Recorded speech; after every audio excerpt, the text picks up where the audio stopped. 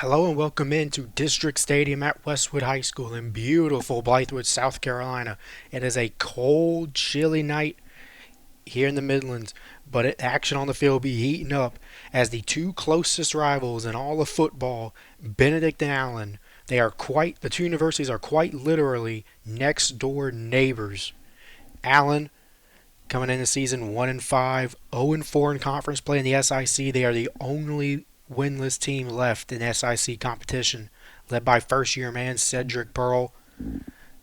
And for Benedict, 2-4 in the season, 2-2 in conference play in the SIC, also led by first-year head coach Ron Dickerson Jr. Looks to try and rebuild the Benedict Tigers after losing Chinnis Berry last season to SC State. And for Benedict, they come in with a hard-hitting, hard-nosed defensive front led by Israel Nakacha. Leads all Division II in sacks with 9 so far in the season. And for Allen, they're going to have to not only limit Nakacha, but keep that explosive offense going that scored 40 a week ago in a loss at Fort Valley State. Caleb Cummings, the transfer from Benedict, leads the team in all receiving categories. But also don't forget about Nanders Lawrence, one of the most explosive players in all of Division II. 2 kick return touchdowns on the season. That leads all Division II. And he also has 2 touchdowns receiving to go along with it. Fabian Duncan, the true freshman running back from North Mecklenburg High School in Charlotte, North Carolina, has come into his own, leads the team in rushing on the season, ran for 135 a week ago. But for that Benedict offense, in order to keep up with this explosive Yellow Jacket offense, the Tigers are going to have to rely on Trey Simmons. The McNeese transfer has carried the Tiger offense at quarterback with both his arm and his legs. But he also has out wide 2 tremendous true freshman wide receivers. Troy Hillman leads the team with 17 receptions, 259 yards, and 3 touchdowns on the season. And how can we forget about Malachi Jones?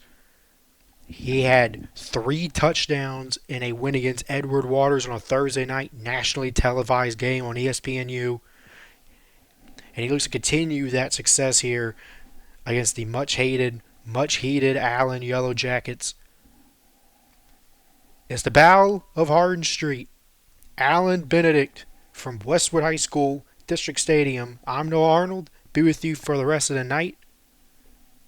And we're going to have kickoff on the Student Broadcast Network right after this.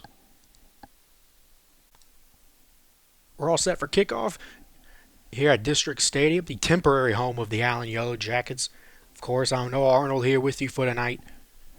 As Allen won the toss, they elected to receive to start this ball game. Benedict will boot this one away with Lucas Wynn, who does both place kicking, kickoffs, and punting for the Benedict Tigers. And of course, this Allen offense is going to get the ball first.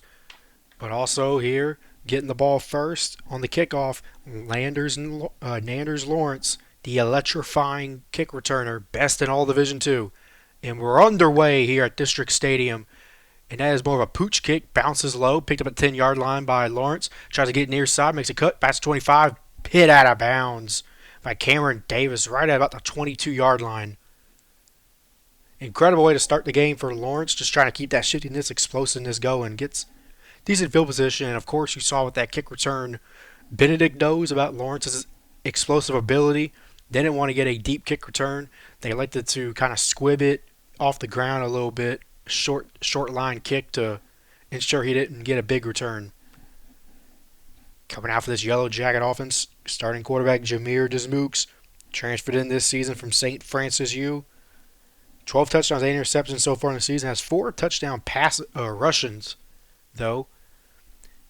Pistol formation. Fabian Duncan, the true freshman, back in the backfield with him. Hand off to Duncan. Try to go up the middle, and he is stuffed up easily. And is a guy, we're going to call his name a lot tonight, Demetrius Patterson, a star linebacker for the Tigers. Came in and blew that up immediately right up the A-gap. We're going to have to call his name a lot tonight, along with Isaiah Stevens, the team's leading tackler, 41 tackles so far this season. Number 41. Keep an eye on those two right up the middle for this Tiger defense. And there's another empty formation. Duncan's the back. Hand off again to Duncan. No, just Mooks keeps it around the near side. Demuke cuts it back in the middle of the field. Gets a first down right near the 39-yard line. Jameer Desmooks keeps that ball himself on that read option. Gets the first down. Tackle on the play by Gio Jala, the Lewisburg College transfer, playing his first season here for the Benedict Tigers.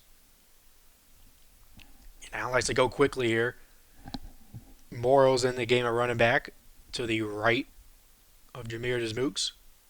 Mooks straight jack, drop the throw, looking, steps up in the pocket, launches it down the field, and it is off the hands and dropped at about the 22-yard line of the Tigers on the near side. Nanders Lawrence, they were trying to look for the explosive playmaker early and just couldn't connect on that one. Broke it up on the play by Trey Carver, the true freshman, having a tough assignment out there trying to cover the explosive Lawrence. Lawrence now lines up in the backfield here for the Yellow Jackets, and he cuts back out wide. Here to start, and hand off here to Duncan, try to get near side, and he is tackled right about the 40. No gain on the play there. Isaiah Stevens, we're going to call his name a lot tonight. As I mentioned at the top of the broadcast, team's leading tackler, grad transfer from Coastal Carolina. He's going to want to make a huge impact here. And Duncan subs back out. Here comes back in Jamius Morrow. Now the other true freshman running back for this Yellow Jacket offense. Two receivers near the bottom. Man in motion up top. Another straight back drop. Mooks has pressure. Steps up in the pocket and is brought down by a host of Tigers. And that's that Demetrius Patterson again, making a huge impact already here tonight, and Allen will be forced to punt on their opening drive. So the Tigers step up after that huge Mooks read option keeper managed to limit this Yellow Jacket offense to start the game. But you got to think Allen was right there with the Mooks around the near side. Would have been a touchdown if he caught it. Back now, Jackson Williams standing at his own 15-yard line to return this ball for Benedict. Boots this one away. Does the punter Trevor Bywater. That bounces at the 25-yard line. Takes a step back and almost touched by a Tiger. That would have been Keaton Rogers. True freshman almost kicked it, and boy, that would have turned this ball game really quick. Had to do a leapfrog over it there to make sure he didn't hit that ball in the punt return. So the Tigers will take over here about the 24-yard line.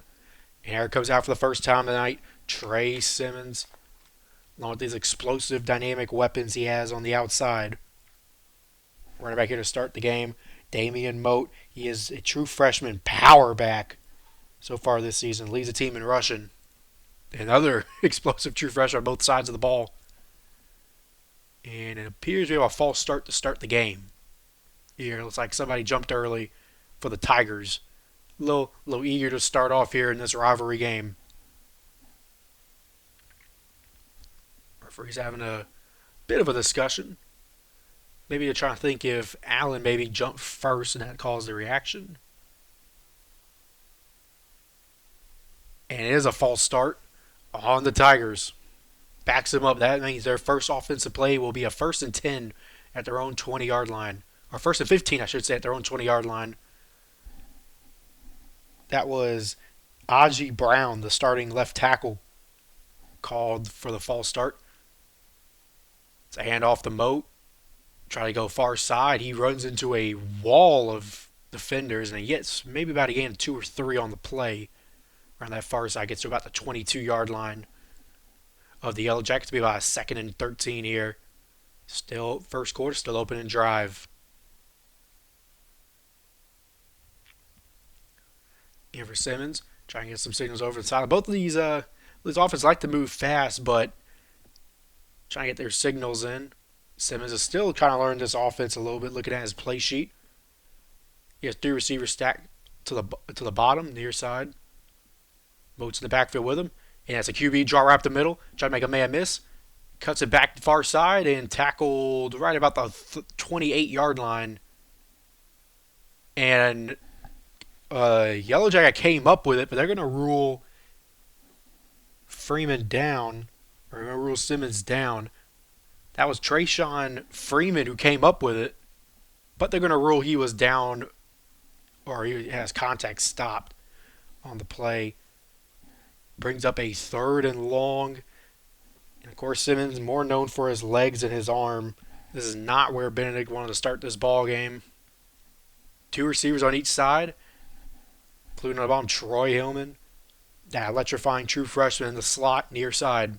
Boats the backfield to his right. Simmons, another QB draw right up the middle. Tries to go far side. Cuts it back in the middle. Makes a man miss. Past the 45 to the 50 and brought down. Tripped up on the play by Moses Douglas. And if Douglas didn't get that shoestring, Freeman would have been gone. There was nobody in front of him at about the 50-yard line. And now this Benedict offense wanting to go fast now again. Looking to move. They think you have Allen, the Yellow Jackets, right on their heels. Once again, same formation. To each side, and now men in motion. Going to go Hillman and Gibson are going to switch sides. That means we're going to have the star freshmen, Hillman and Jones on the far side. A little screen pass, try to make a man miss on the near side. Pass the 45, spin move about the 41-yard line, pushed out of bounds. Darrell Lloyd there for the Yellow Jackets on a little quick bubble screen. And this Allen defense now fully on their heels. And a flag is down the play. Maybe they're going to call a holding or block in the back. And yep, they're already signaling it will be a holding on the Tigers. This one's going to be coming back.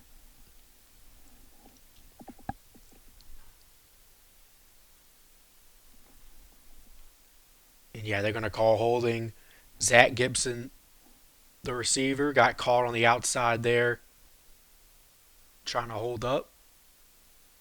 Trying to make a block for his man on the outside, or on the near side there. Once again, same formation. Receivers on each side. Gibson now moves up to the far side. And yeah, it looks like Allen once again is going to get a bit of a break here for Bennett. Another Tiger penalty. That is the 3rd penalty on this drive. That's another false start. And that's on Aji Brown again. Left tackle getting called for another false start. And it is killer. It is a killer back-to-back penalties for the Tigers. They look like they were moving this ball and moving it quickly all the way to midfield. Now they're going to be taken back all the way to the 40. It will be a 1st and 20 coming up here for the Tigers. 3 receivers stacked up far side. 1 receiver, Lloyd, is on the near side. And as straight back drop, Simmons looks at that far side and throws. Got a man on the comeback. That's Jones. Malachi Jones to the 45-yard line of the Tigers. Tries to get some of that yardage back. Gets about the 47-yard line. This ball will be down at Malachi Jones. Once again, we're talking about him, that electrifying true freshman. Leads the team with 5 touchdown grabs on season. 3 of those came in one game against Edward Waters, which included the game-winning touchdown. One of the plays of the year in all Division II. Moat has stayed the running back this entire drive up to this point. Now 8:30 remaining here in the first quarter. This is Benedict's first drive of the game. Second drive total. Be a 2nd and about 14 on the play. Straight drop. Goes around near side. Got Darrell Lloyd again and be tackled right about the 49-yard line. Wrapped up on the play. Jay Sean Smalls talks a little bit of smack to Lloyd. And the referees, are they going to call him? Yeah, there you go. Knee was down. They're going to say when he caught it, he went low. You wondered if it was going to be a bobble, but no, his knee hit the ground instead of a bobble. So he does get yardage, but doesn't get that cut up the field that he wanted. Yeah, and Smalls knew it immediately. Be a 3rd and about 9 here. They're inside of Allen territory at the Allen 49, and we have another flag down. It's been a penalty-filled first drive for the Tigers. And no, they're just gonna want to reset. I think they're trying to reset the game clock. It's moving a bit slow. So at the 49-yard line, about third and 9 coming up here. Trey Simmons, two receivers stacked each side, looks to the near side, steps back, throws, has long ball to Jones, and it is incomplete, almost intercepted on the play. Trayshawn Freeman almost picked it off at the goal line, and it was double covered. Benedict wanted to take a shot there to their star freshman Malachi Jones, and Freeman broke it up along with Kelvin Graham. And I mean, Simmons put his all into that throw, stepped up, took a long ball, but it is broken up. He's lucky it wasn't intercepted. Malachi Jones put a little defensive back on that play, stripped it out. He wears 47, a unique number for a wide receiver. As now, for the second time, Lucas Wynn will be his name called. First time he'll be punting the ball. We're going to hear his name a lot tonight for the Tigers. Bounces at the 16-yard line, out of bounds at the 17-yard line. Good bounce for Lucas Wynn. That is the 14th time so far this season he is down a punt inside the 20. That is tremendous by the Benedict punter, kicker, kickoff man. He does it all for the Benedict Tigers. As now once again, Jameer Dismukes will have to come back out on the field. Hopefully we'll have a bit of a better drive than he had on last possession. Had a good start to the drive for the Yellow Jackets, but just couldn't find the consistency after that. So we come back here on the Student Broadcast Network. Allen takes over their second drive of the game. There's about 6:45 remaining here in the second quarter. Still scoreless here in the Battle of Hard Street. Back now here for the start of Allen's second drive of the game. We're still scoreless, 6:55 to go. Allen, for the second time tonight, takes back over on offense. As Jameer Dismukes, electrifying performance a week ago against Fort Valley State on the road. Looks to continue that momentum tonight, but it is once again a tough defensive front for the Benedict Tigers.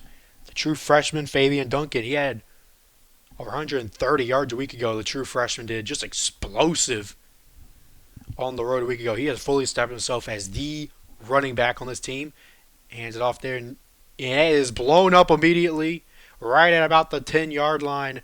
Who else? Demetrius Patterson, the superstar linebacker for the Tigers, just blew that one up immediately on the play, right up the A-gap. That's second time tonight he has exploded right up the middle to shut down Fabian Duncan.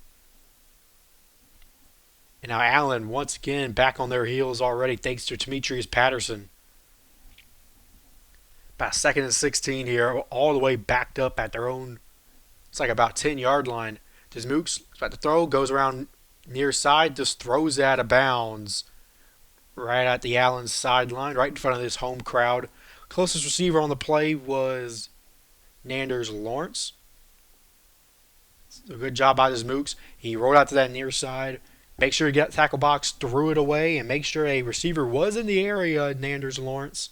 Of course, referees were right there on the play. Looked like they're getting ready to blow a whistle, but they determined that was not intentional grinding. But it would be a third and 16. They'll be about the 15-yard line here. They have, for this third and 16, have to get to the Benedict about 30, 31-yard line for a first down. And you don't want to turn it over, have another negative yards play here because they are backed up here. And looks like, no, we're going to have a false start. Or delay a game. Did they get a timeout off?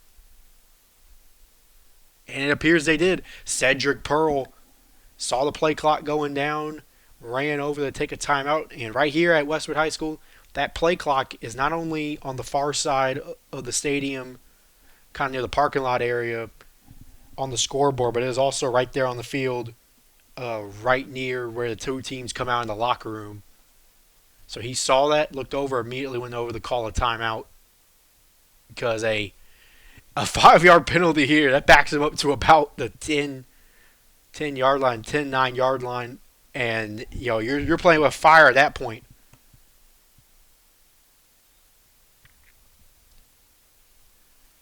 For if you're the Yellow Jackets, potential turnover, especially with this Benedict offense is 3rd and 16. Does Mooks back to throw two receivers both sides? Rolls once again out near side. Steps back at the 5. Throws it, and it is incomplete. Looking for Nanders. Ripped away by Gio Jala.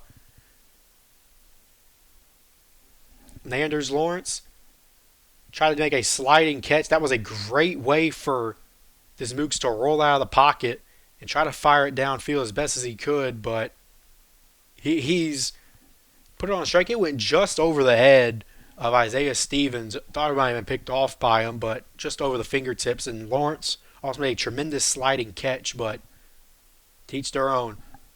Jackson Hayes was standing at his own 45. Trevor Bywater will be standing right at the goal line. You got to be real careful here if you Yellow Jackets. And they're frustrated here, trying to hurry this up, get the play off. If they had some substitution issues, and flag is down. Is this going to be another pre-snap penalty? And no, the referees are going to say the snap never took place, so there was no penalty. I don't know if I've ever heard that one in football before. A penalty to take place, that there being a snap, or that was the excuse, but we see new things in college football every day.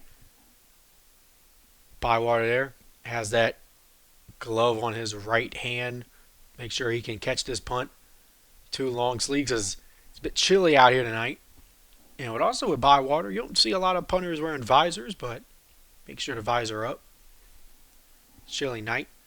Once again, Jackson Williams will have to move back out to his own 45.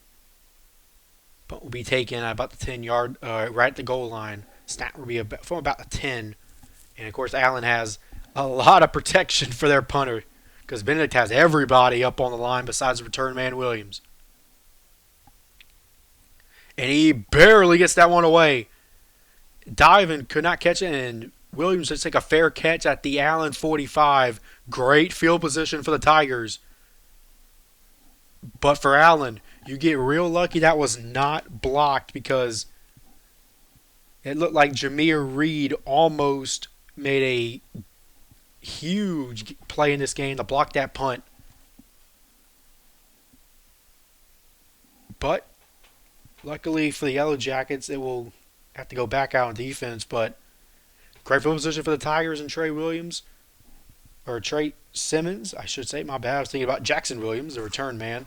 But Simmons had a good couple plays there. Had some great throws and great running on the QB draws. But penalties, 4 pre-snap penalties, killed any momentum the Benedict Tigers had.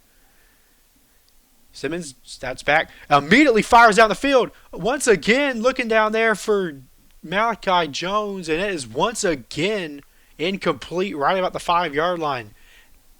The same play that was a 3rd down the last drive, they're going to once again just launch that bad boy down the field. And I think that was once again broken up by Douglas and Freeman.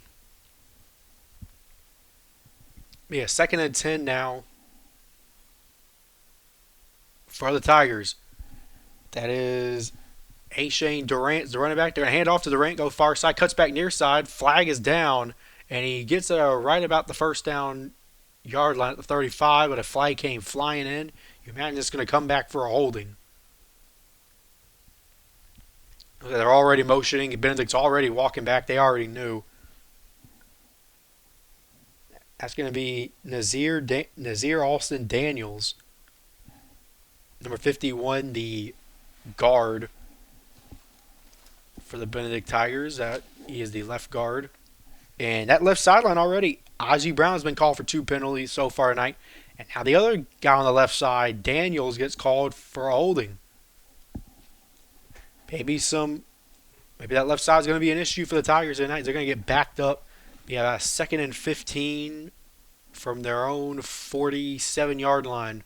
The receivers bunch near sides. A 5-wide formation, 2 up top, 3 near side to the left of Trey Simmons. Trey Simmons bargain orders. Takes a snap about the 40-yard line. It's a bubble screen now and dropped right off the hands of Jackson Williams. And I'm not sure if he would have gotten much on that play because it looked like Kirkland Boone was getting ready to lay the boom, no pun intended. But he had maybe thought about running the ball before he caught it. I'm not sure, but I mean, that went right off his hands for the Tigers. Here now, third and very long, third and 15 from their own 47. What was once a great field position is now turned into a third and long. And Simmons takes a snap, now takes off right up the middle, makes a man miss, goes about far side, past the 50 to the 49, and is going to be tackled up in a pile. Multiple Yellow Jackets there, but the biggest one being Darius Williams, that big nose tackle. He may be short, but he is mighty. 5'10", but 290 for the grad transfer from Mississippi Valley State.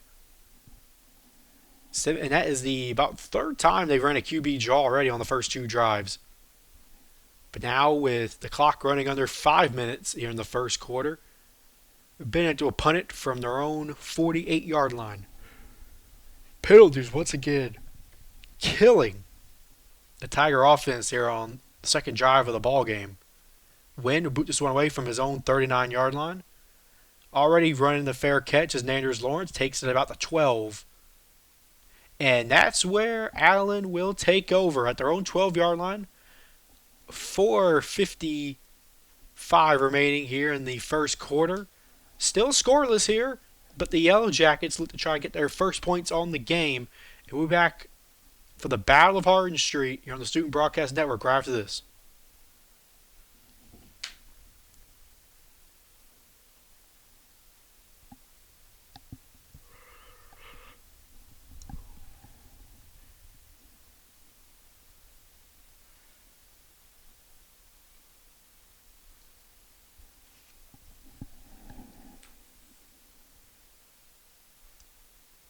We're back here. 4:15 remaining in the first quarter. We are still knotted scoreless. Allen will take over for the second time on offense. And they moved up a little bit. It wasn't 12, now at the 24-yard line here for the Yellow Jackets. And it's going to be a 5-wide formation for the Mooks. As Mooks launches it down the field, has a man right up at the 45. There goes Lawrence. Lawrence for the 40, 35-30, 25-20, 15-10, 5 touchdown. Nanders Lawrence. We said he was explosive, and he shows it right there. His third touchdown grab on the season and the first score of this ball game. Allen strikes first big time here against the Tigers. One play, 76 yards. Goes the Yellow Jackets to take a score, their first score of the game, 6-0. Tigers with the extra point pending.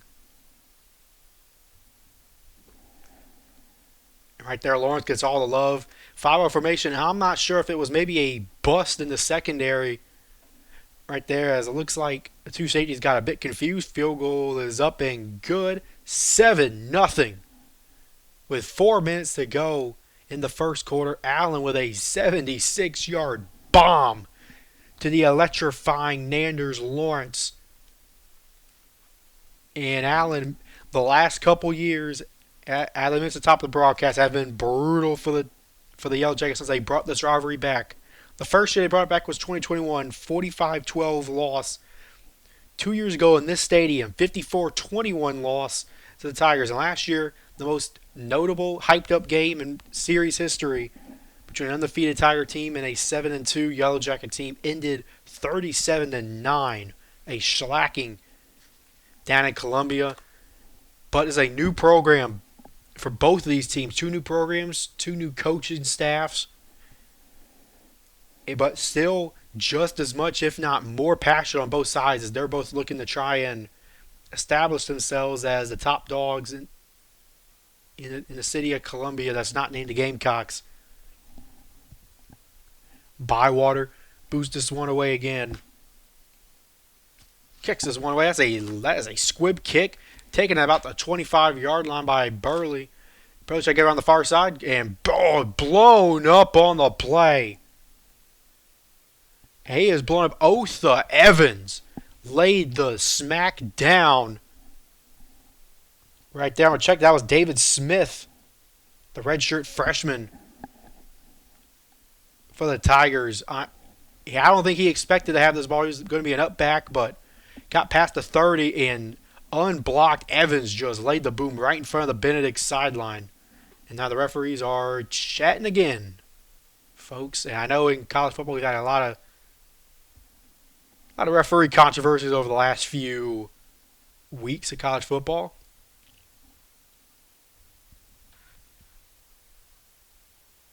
You know, be unsportsmanlike conduct, and that is killer for Allen. They're going to call that on Allen. And now, once again, Benedict is going to take over a great field position, but penalties have cost the Tigers. Now can penalties potentially help the Tigers from the other side? That's the first big Allen penalty we've seen tonight, and that is crucial. That is critical coming off that boom. And they called that, I believe, on Otha Evans, unsportsmanlike for potentially taunting. Down 7-0, Simmons takes over at his own 46-yard line. 3:16 to go in the first quarter.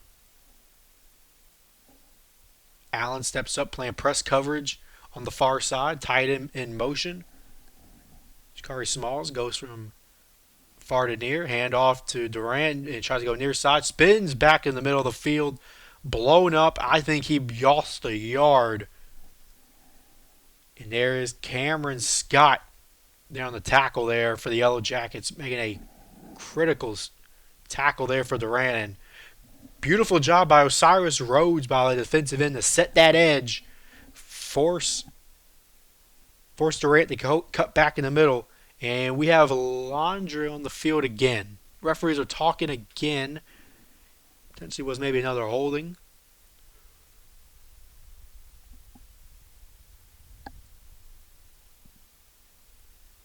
And they're going to pick that flag up. I believe they said there was no penalty for holding. Here in the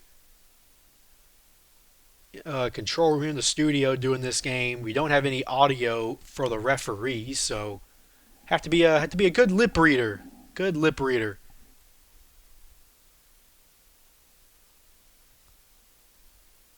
Now Benedict, here's Trey Simmons. Durant once again in the back, about the 40-yard line. Steps up in the pocket now. QB draw, pushes his own man at the field. Cuts back near side, cuts back middle, and gets past the 50 to the 45 of the Yellow Jackets. And once again, another QB draw for Benedict. And, it is hot. He is hot. Number 62, the man who was pushed out the way, Lawan Pauling, is hot at Trey Simmons. Pauling was just standing there, not blocking anybody, not moving, and Simmons just ran behind him, tried to make him a lead blocker, and just shoved him from behind. Pauling, I don't know if he was happy about it, but the issue is that you got to go out there and block for that. Don't just stay in there, especially with a QB like Simmons. You got to go out there and you got to make something happen. Maybe he thought it was a pass play and there was a run, and now it's going to hand off to Durant, goes far side, and he is brought up. That is a loss of 5. Andre Phillips came in like a missile to tackle him right at midfield of the 50. Phillips, second leading tackler on the team. Sophomore from Apoka High School in Apoka, Florida.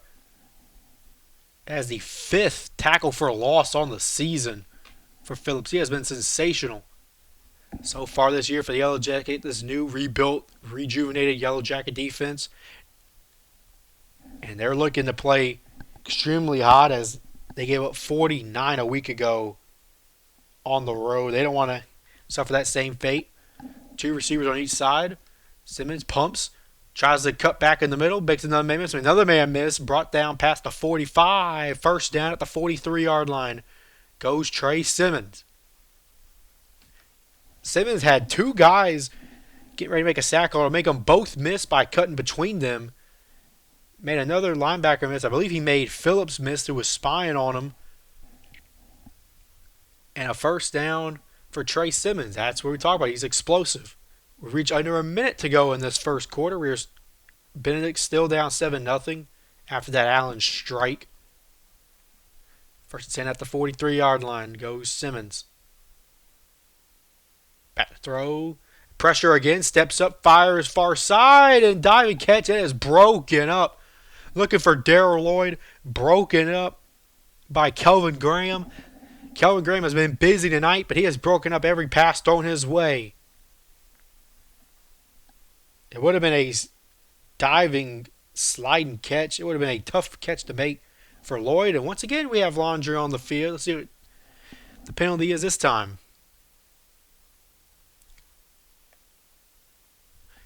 Roughing the passer. That's going to give Benedict a first down. It would have been a 3rd and long for the Tigers. Now an Allen penalty is going to negatively affect him in a huge way. They called it on 93. Jadarius Cherry, the true freshman, got called for the roughing the passer. Now Allen, they had some help from Benedict's penalties. And now they're going to get help from their own penalties. Benedict is just kicking outside of red zone range at the 26-yard line. Simmons about to throw, launches it down the field, the end zone. Has a man down there that is broken up. Looking for Hillman. Broken up on the play by Bryce Jordan. It was down that near side on the left pylon. Hillman just couldn't make the grab from around the body of Jordan. Jordan may not be the tallest guy in the world, only 5'8", 175, but he managed to use his body correctly there to get in the way of that pass and break it up from the electrifying true freshman. He's going to have a handful tonight trying to guard these star receivers for the Tigers. And Moten has returned to the game for the Tigers as the running back, and they're going to hand it to him. Tries to cut far side, now cuts back inside at the pass of 15. It's a breaking tackles! Touchdown, Tigers! And now Benedict with a big strike back. Mote would not be denied. And now Benedict is an extra point away from tying with 40 seconds to go in this opening quarter. He went up the middle. It looked like a zone. He cut back. Kept making amendments. Made a stiff arm. Yeah, he cut far. Went back. Broke a tackle. Put his head down for a stiff arm. And Allen could not bring him down. And a touchdown for Damian Mote. His 3rd of his career for the true freshman power back. And Wynn hasn't missed an extra point so far in the season. He remains perfect. Perfect 17 of 17 for Lucas Wynn. I keep wanting to say Isaiah Wynn, the former Patriot left tackle of fame.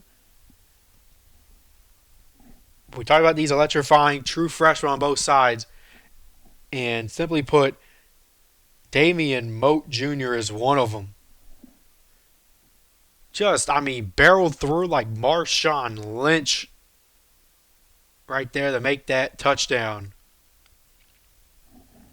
We have a tied ball game, 7-7 with 42 seconds remaining here in this opening quarter.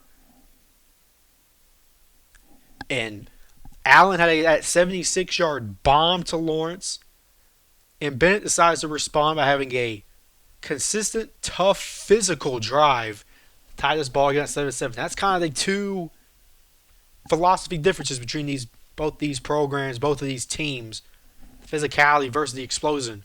And Wynn boots it away. And this will be the only high kick so far in the night. Now will bounce in the end zone for a touchback. The first two kickoffs we saw squib kicks, and now we see actual high kick. Lawrence let that one go. And if Lawrence lets that one go, I'm sure most people will also let that go. Didn't want to look for his 3rd kick return touchdown on the season. It would have been a 2nd touchdown of this ball game. So Allen takes over at the 25-yard line after the touchback. Desmooks had that 76-yard bomb to start the last drive. It was a one-play 76-yard strike to Nanders Lawrence. Of course, that electric receiver on the outside.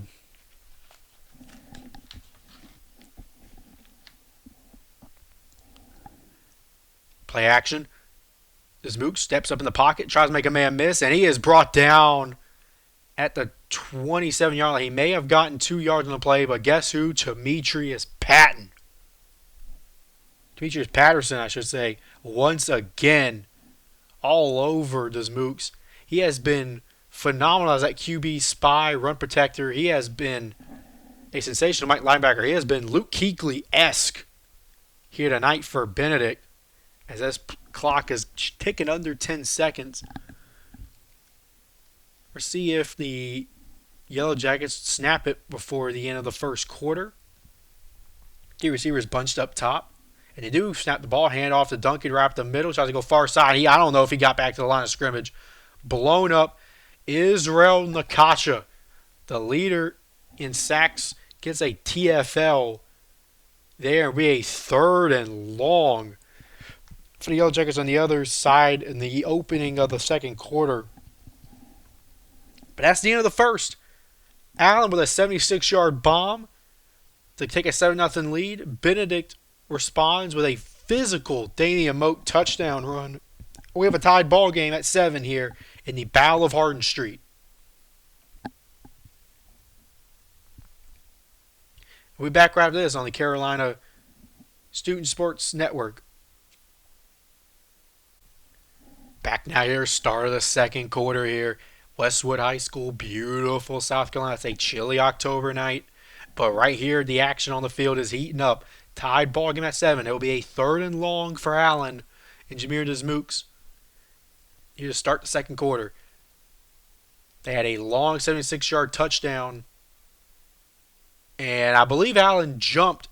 Benedict's pointing that way. And I think they're going to call number 63, Chance Bush, here on this false start. And they do.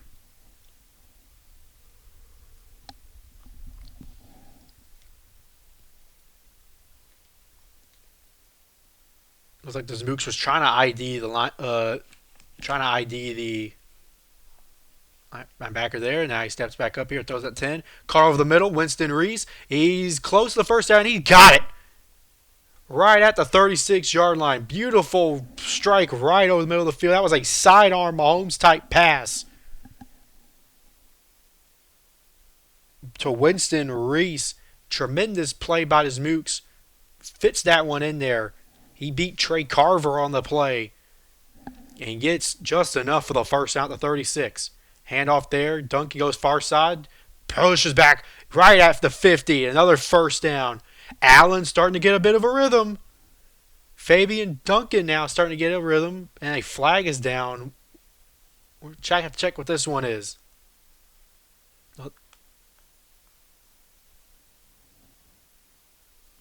Potentially another hold. Imagine it's been a sloppy first half. Both of these teams. I'll put the flag up. Man was down, and that is Winston Reese, the man who made that incredible 3rd down play, a slant pass over the middle. Got the first down, but he is down on the play. Did not see what happened, but he manages to walk off quickly under his own power. So hopefully nothing too serious for Reese, the Georgia Southern transfer senior. So there's Mooks. About 14 minutes, under 14 now to go in this second quarter at his own 49-yard line. 1st and 10. Man motions near the far. Caleb Cummings, handoff now. Nope, keeps it. Now he's going far side and tackle down past the 50. Right at the 46. No horse collar tackle there. Allen wanted the flag, but this Mooks managed to escape just enough of the relentless pressure put on by this Benedict Tiger defense.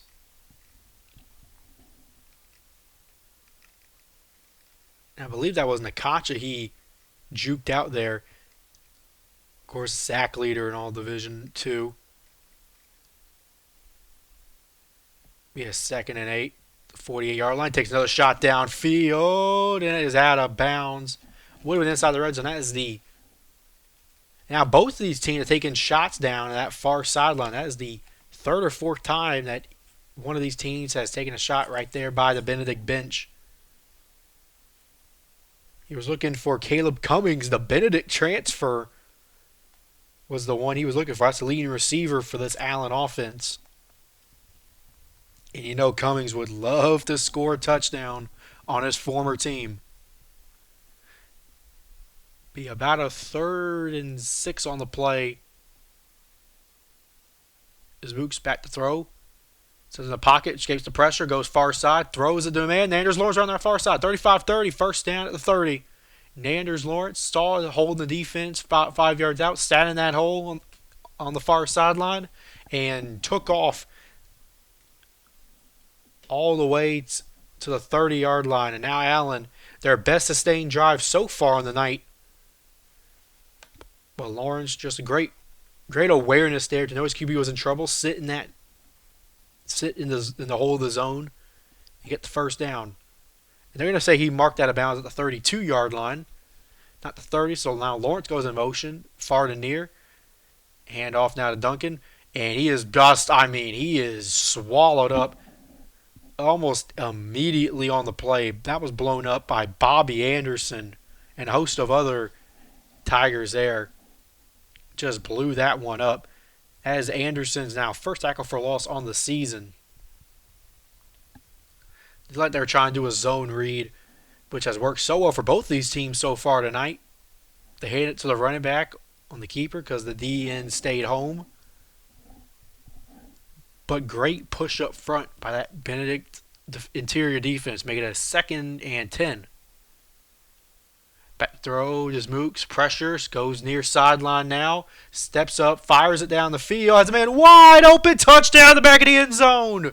Caleb Cummings scores on his former team, and you see him doing a burial celebration around that near sideline in the back of the end zone. Now do a little dance.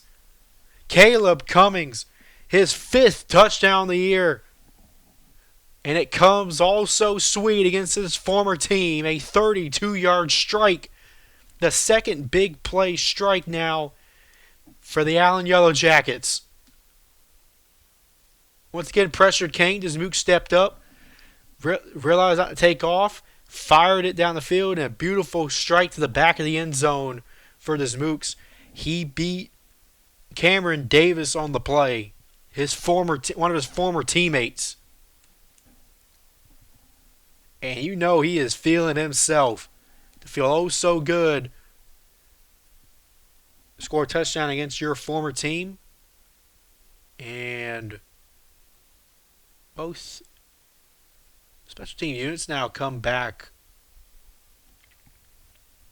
off the field. Maybe they're looking at a review here.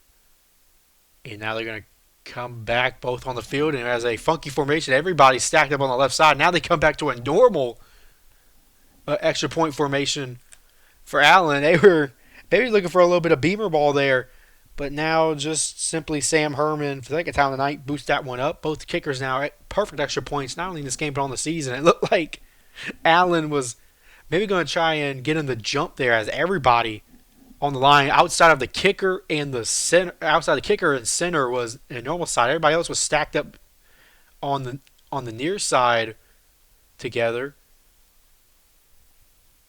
But yeah, so now 11:42 to go in the second quarter. 14-7. The Yellow Jackets up in front over Benedict. They're going to kick this one away now. Goes by Water. Once again, back for the Tigers will be Jackson Williams. And Benedict is not used to this. Being down 14-7 to the Allen, a team that they have dominated. Allen's coming out with their hair on fire. That's another low kind of squib-type kick, taken out at the 15-yard line for Williams. Williams cuts around the far sideline, got past the 30, pushed out of bounds at around the 31-yard line. Great way for Jackson Williams to get just enough to find some kind of hole after a squib kick. It's not easy to do that.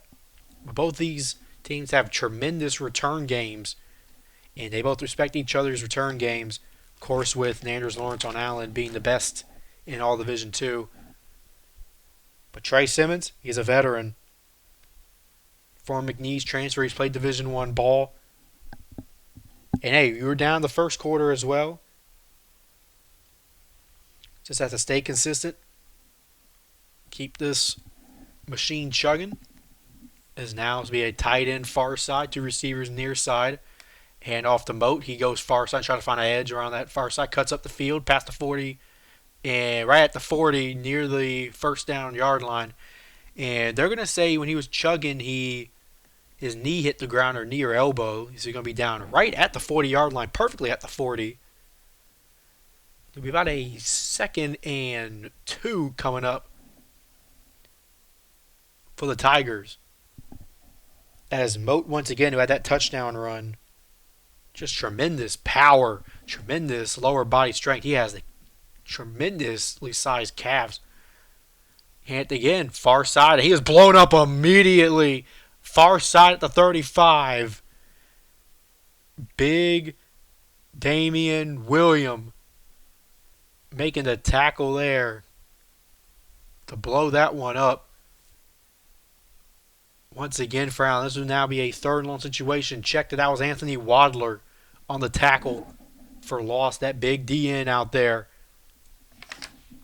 making the play now. 3rd and about 7 on the play. That would be about 3rd and 14, I should say. My bad. I didn't realize he lost that many yards already. Simmons takes back over. Now tries to step up, try to go far side, cuts back in the middle, and he is tackled away at the 37-yard line, nowhere near that first down line. You hear the hype right there. Andre Phillips, check that. Justin Eaton, huge hype. The senior playing in his 4th and final game here against, or 4th and final time here playing the much hated Benedict Tigers. He has been on all 3 teams to be blown out by Benedict. He would love to have a senior mark that he did in fact beat Benedict at one point in his career. And once again, Lucas Wynn coming out here to punt this one away. The oh so dangerous Lawrence is back deep, and that is nearly blocked. Just got that one away. That bounces at the 30. Actually stays perfectly at the 30-yard line. And finally down by Tawan McLeod. Check that, looking at the wrong sheet. That's Jameer Reed making the endowment for Benedict. Now here comes back on this Yellow Jacket offense, trying to take a 2-score lead. That would be the largest lead Allen has taken over Benedict in so long, since back to the 60s. Last victory coming in 1964. Smooks takes over at the 30-yard line. Hands it off to Duncan. Nope, keeps it. Goes around near side. Breaks a sack. Throws it out of bounds. Right towards the Allen sideline. And once again, Benedict is getting in the backfield. Smooks had to once again break a tackle for loss. Throws it away. 2nd and 10. 9:12 to go in the 2nd quarter. Here, Allen with a 14-7 lead over Benedict Tigers. 2nd and 10 at the 30. Man, the backfield, that's Duncan, the electrifying true freshman. Yet to make much of an impact so far on the night, but looks to get that momentum going right now. 2 tight ends set. Each side, straight back drop. Smooks breaks a sack, goes far side, throws in the middle of the field. It's caught right at the 30, or at the 45-yard line on the far side. Guess who? No, check that. It's Jordan McGee. But only his 3rd catch of the year for the backup tight end. Coming into this game, he only had 2 catches for 10 yards all year. It makes a tremendous reception, leaping up to get that ball at the 45. And now Allen is in big business again. One of their blocking tight ends now with a big grab. Hand off to Duncan, goes far side. Now cuts back in the middle to find a hole. Gets to about 3 on the play. Be 47-yard line for a 2nd and 7 coming up here.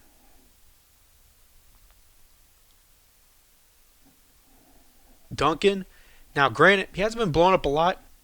Has just not had the explosive runs that he's had over the last few weeks, but he has taken these short yardage situation, just making, little at little, chunk by chunk at a time, trying to stay consistent. Another two tight end set to both far side. Hand off to Duncan again, trying to find a hole up the middle. Gets a nice gain, about a gain of 3 on the play. Wrapped up and tackled by that appeared to be Casey Bolton for the Tigers. I mean, he wasn't the only one there, but a host of Tigers there on the tackle. Be about a 3rd and 2 coming up here at the Benedict 47-yard line for Allen. This would be crucial if they could pick this one up. Keep that drive going. Have Duncan. He is blown up immediately. Did he get the first down, though, on the second effort? No. In fact, he's actually going to, referee's going to rule him that he lost a yard on the play.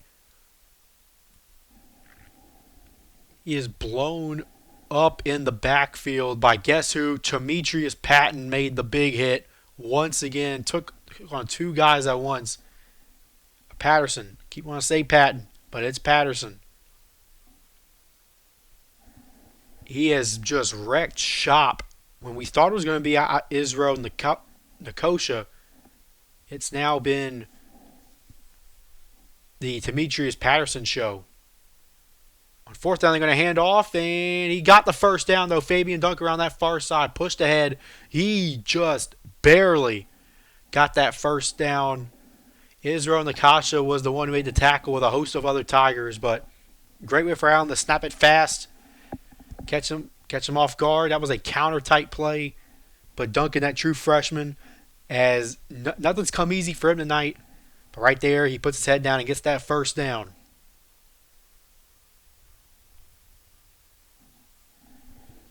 Allen now trying to move up a little bit. The 44-yard line, first down, 6 minutes to go now here in the second quarter. 14-7 lead as Mooks straight back, drop the throw, looks, goes around the near sideline, has a man down there, and it's broken up, incomplete, almost intercepted on the play. That was Nashawn Johnson there to break that one up. Looking for Winston Reese, the man who subbed out earlier, made a 3rd down catch. Broke it up, and Reese looked like he had to strip it away from Nashawn Johnson. That would have been an interception right about the 5-yard line. Be about 2nd and 10. 5:51 now to go in the second quarter. Here for Allen, trying to take a 2-score lead on the Tigers. They have not beaten them since 1964. This Mook's now trying to call it pressure. Straight back drop. Tries to go around the far side. Trying to find a hole. Gets a run. And gets about a 5-yard gain. And potentially could have been a late hit. They're not going to throw a flag at the 40-yard line. About a gain of 4 on the play. Be about a 3rd and 6 coming up here. And this Mooks, once again, nothing really open downfield, but uses his legs to try and get that as much yard as he can. Now, Isaiah Stevens there. Almost got called for a late hit. He better be careful. Duncan stays in the backfield. 4 receiver set, 3 on the near side. Cummings is the lone man up top.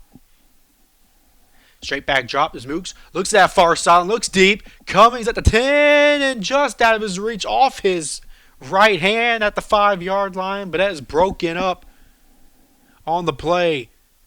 Dante Cregate Drake, the West Virginia Westland transfer, is the one who broke that one up. Cummings almost tried to have another huge catch on his former team. He caught the touchdown on the last drive, but that one is just out of his reach. And it's a fourth about 5 or 6. And at their own at the 40-yard line of the Tigers, Allen's figures, hey, why not? We're huge underdogs. We've gotten blown out the last 3 years. We're going to try and keep the momentum up, but Benedict's going to call a timeout. About 4:30 remaining on the game. That's the first timeout either team has taken in this game.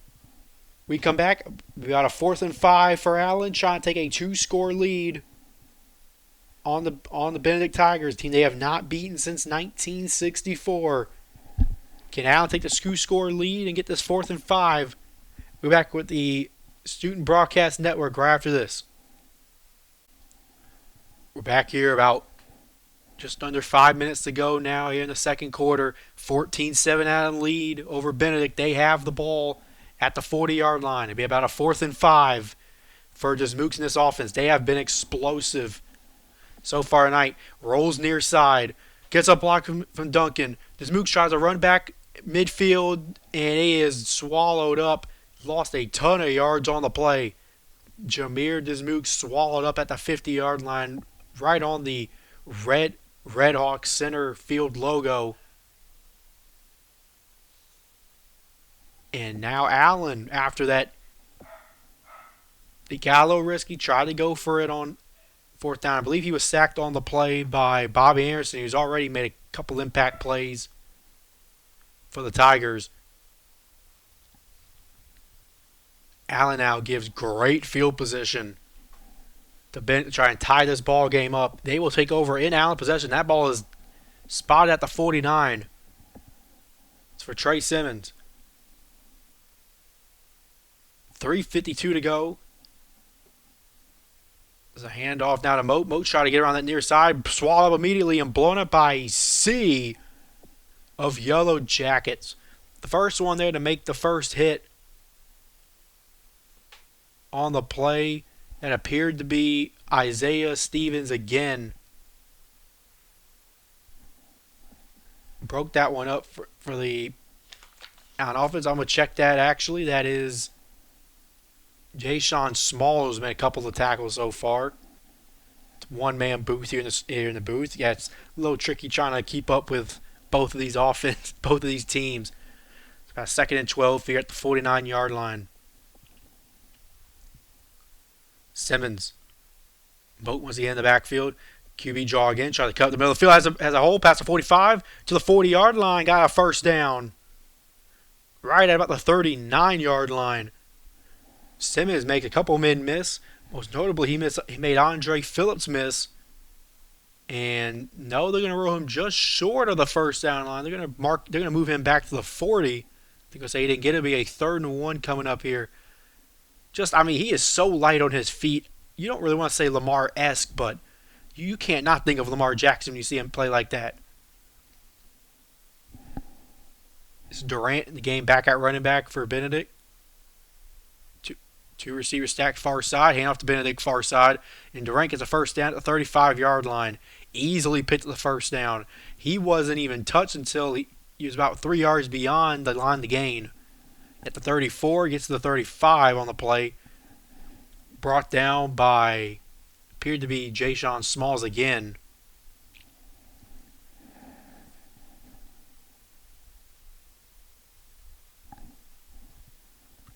Go 35-yard line. Durant stays in the game at running back. Two receivers far side, two receivers near side. Durant goes right to left. Simmons back to throws. Tries a look. Trying to find a hole now to run. Cuts back and gets about a gain of 1 on the play. Brought down by, it looked like Andre Phillips there on the tackle for Allen. Simmons trying to stay light on his feet like Floyd Mayweather in his prime, trying to stay light on his feet. Little jibs and jabs. 2nd and 9 coming up. It's a substitution. They're going to go five wide here. And the clock's starting to chip near the 2-minute warning. And yep, there we go. 2-minute timeout, I should say. So 2-minute timeout. Be a 2nd and 9. Coming up here. When we come back, Benedict is kicking in scoring position on Allen, trying to tie this ball game up at 14. And we come back. We have that 2nd down play. Can Benedict strike? Can Benedict tie this ball game up? We're back at the Student Broadcast Network right after this. We're back here at a 2-minute timeout. One of the new rules of college football. Even confuses me from time to time as well. but it will be 2nd and 9 from the Allen 36 or 34-yard line, I should say.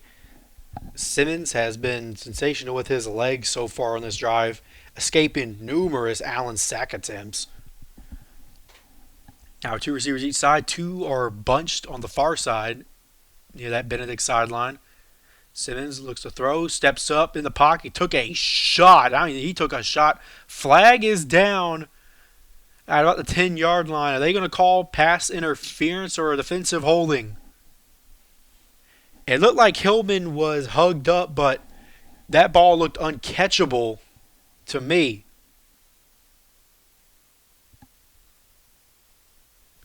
And they will call a pass interference on Allen. That's Sherrod Simon, who got called for the pass interference. He held up Hillman just enough to prevent him from getting that ball. But as I said, I'm not sure if that was even catchable, but probably could have been defensive hold either way. Moving up now, the first time either team has entered the red zone on a drive. We had a couple of explosive touchdowns. We have three receivers on the near side. Durant is to Simmons' left. We're moving right to left here. Simmons now sets back to throw, cuts back over the middle. Spin move inside the 15. Cuts around the near sideline. Can he get a block? He does. Makes a cut back. Past the 15. Tackled right at the 15. Simmons trying to make something out of nothing. But he managed to get at least a gain of 5 on the play. He was eventually, finally brought down by Justin Eaton. As we highlighted earlier, the senior, the 4th time he has played Benedict. And as we mentioned, the 3 previous times since they restarted this rivalry, it has not been close. It has been all Benedict. The referees are discussion. Is there a penalty on the play? They'll call a blindside block. We talked about the new rules of college football. Blindside block is one of them. And now Benedict will have to back it up again as Simmons just almost miraculously made one of the greatest 5-yard runs you'll ever see. And I believe when I said he could get a block, the receiver was coming back. I believe they called Darrell Lloyd there, the receiver. He did put his hands up, but they still caught him there for the blindside block. We're under 1:10 to go. Benedict straight drop. Simmons pumps, floats it over to Durant 20, 15, 13. He's tackled. Beautiful way to come out of the backfield. Simmons looked deep, but just took his check down Durant. And we're right at about, we're honest, we are actually at the same yard line we were before the penalty. So it's almost like nothing even happened. And eventually he was pushed out of bounds, by the way, on the play by Ja'Shawn Small. It's called his name a lot so far here in this first half. As we now entered under a minute to go. First half, 52 seconds remain. Here in the first half, can Benedict tie this ball game up? About 2nd and 3, handoff to Durant. Durant trying to get near side. He will walk into the end zone untouched, near side, touchdown. Benedict. And they are an extra point away from tying us at 14 with under a minute to go in this first half. And remember, the Tigers get the ball start the second half, so they can even take a lead potentially now in the second half, as Durant didn't like what he saw. He cut on the far side, so on the left side, so he decided to cut back right. And I mean, he strolled into the end zone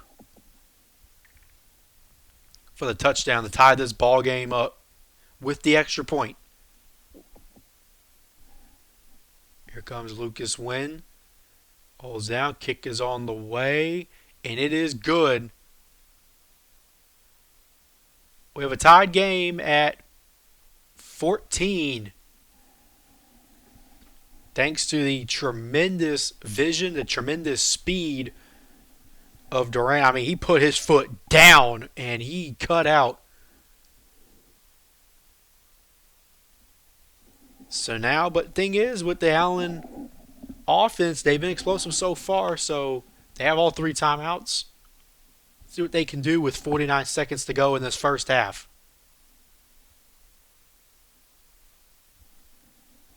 There's Burrow trying to talk it over with the referees. And I said we'll be back with the final 49 seconds and a half. We have kickoff back to Allen, tied at 14. The final 49 seconds of the first half will be right here on the Student Broadcast Network right after this. Back here for kickoff here as well. After the Benedict touchdown to tie this ball game at 14 with under 50 seconds to go in the first half, A-Chain Durant put his foot down, cut back to score, and now that is two rushing touchdowns. Have been tremendous runs by these backs. Benedict responds to the flurry offensively of Allen in that first half, and Benedict trying to go back to business as normal against the Yellow Jackets. As I said, they have dominated this rivalry since it has made its return back in 2021. But right here, this is why you don't sleep on the special teams. And Isaiah Wynn's going to kick this one away. It has Nanders Lawrence, the best kicker man in Division II, and Josh Burley back deep, and that will bounce at the 2 and go right into the end zone for a touchback.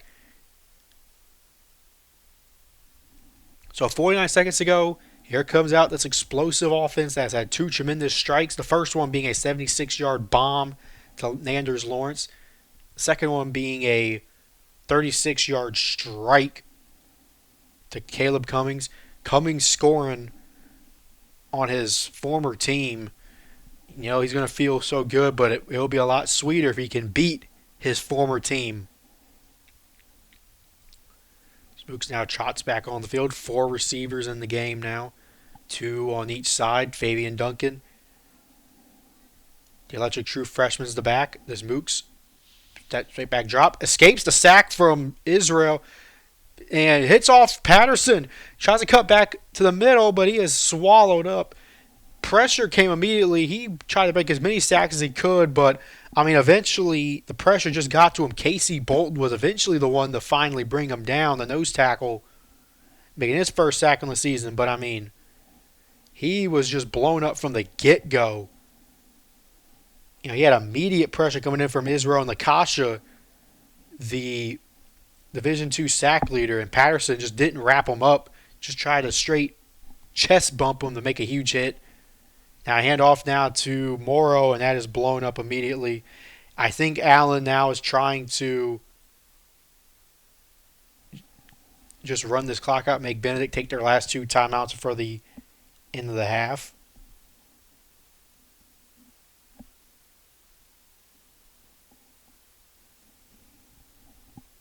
There 23 seconds to go now.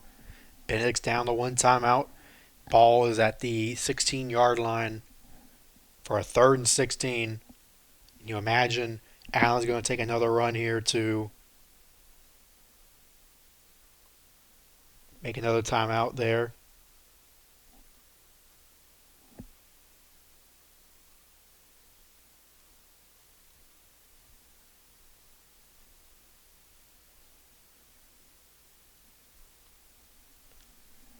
Here comes back out to Mooks from his own 16. 3rd and 16. Imagine this would just be a handoff here to Duncan, who's directly behind him. 3 receivers are bunched up top. And Mooks tried to keep it on the read option. He went nowhere. Swallowed up inside of his own 10 to the 9. That is Aaron Miller, who has set the edge beautifully so far tonight for the Tigers. Finally gets on the stat sheet. And he read that one from the get-go. So the running back and the quarterback on the play. He has brought down right at the 9-yard line. Does Mooks. Said nowhere to go. And thing is with that, and Benedict probably took their timeout with 15 seconds to go. Thing is so far tonight with Benedict, or for Allen, they've had plenty of explosive plays, but they haven't had a lot of consistency on offense. Benedict has dominated time possession up to this point.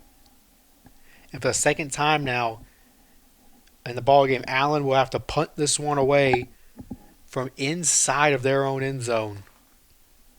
Bywater barely got one off earlier here in the second quarter. Now he's going to have to bomb this one away. They put 18 seconds on the clock, not 15. They put 18 back on the clock. And Benedict, I mean, besides the one guy deep, Williams, they have stacked everybody up on the line. They're coming after this punt. The flag is down. They blew the whistle. And referees may have had more clock management issues. That or ESPN Plus wanted a little bit more commercial time, maybe. Highlight a few things. Not sure. Been a bit of a ref show here in this first half. 10 combined penalties from these two teams. 6 by Benedict alone. They barely boost this one away.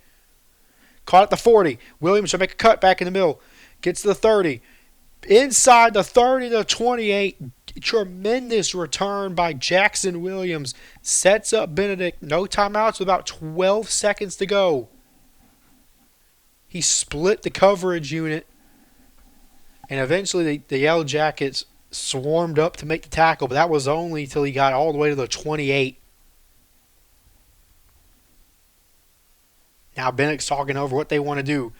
Now we talked, and by the way, I talked about Lucas Wynn doing everything kicking-wise for Benedict. Yes, he has not missed an extra point, but he has not made a field goal so far in the season. He is 0-6 on field goals up to this point. But they're going to run Simmons in the offense out there to start. He wants to be real careful. By the way, there is 8 seconds now on the clock. They took a couple seconds off. So imagine this will be a little bomb, little strike to the end zone, quick strike. Two receivers are bunched up top. Simmons looks that way. On the far sideline, it is over the back far pylon. And it was either his man was going to catch it or nobody was going to catch it. And that ball almost hit the visitor section concession stand over there, the concession building here at Westwood High School. Here it comes out. 2 seconds to go in this half. Lucas Wynn has not made a field goal all year. This will be about a 42, 43 yarder. I'm not great at math. But it's up and it's blocked. It is blocked. Wynn scoots it back up. Tackle on the play, and that is how the half ends. Allen with a huge block to keep this ball game tied heading into the second half. The Yellow Jackets have been blown out the last 3 seasons by Benedict, but they have tied this ball game up at the half and keep this ball game tied with a blocked field goal. I believe that was Smalls again made the block, but it could have been a host of other Yellow Jackets. But my, oh my, that is how the first half ends here in Blythewood, South Carolina.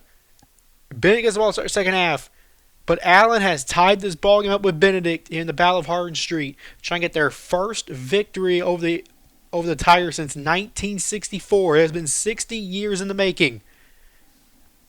Can Allen pull off the biggest win in school history and finally beat Benedict?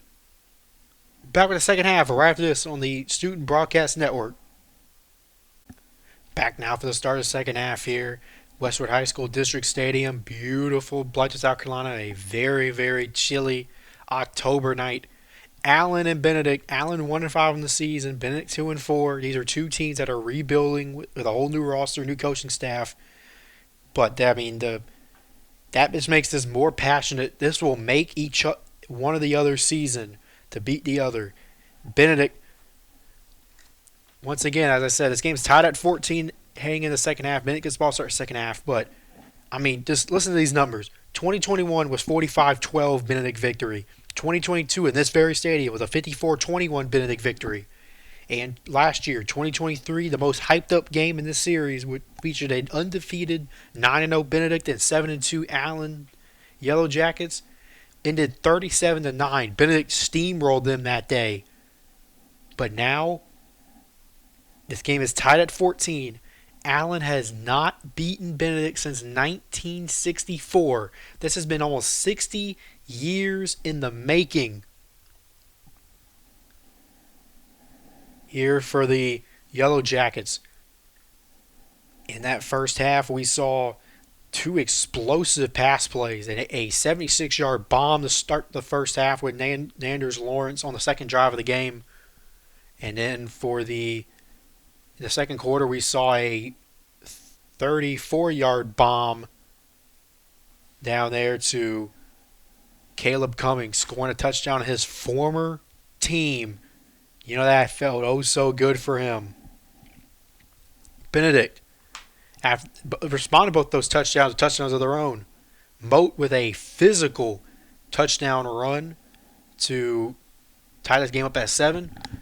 And then A-Chain Durant cut back beautifully to score a touchdown to tie this ball game at 14 late in the second quarter. Bywater will boot this one away. Benedict, of course, gets the ball to start the second half.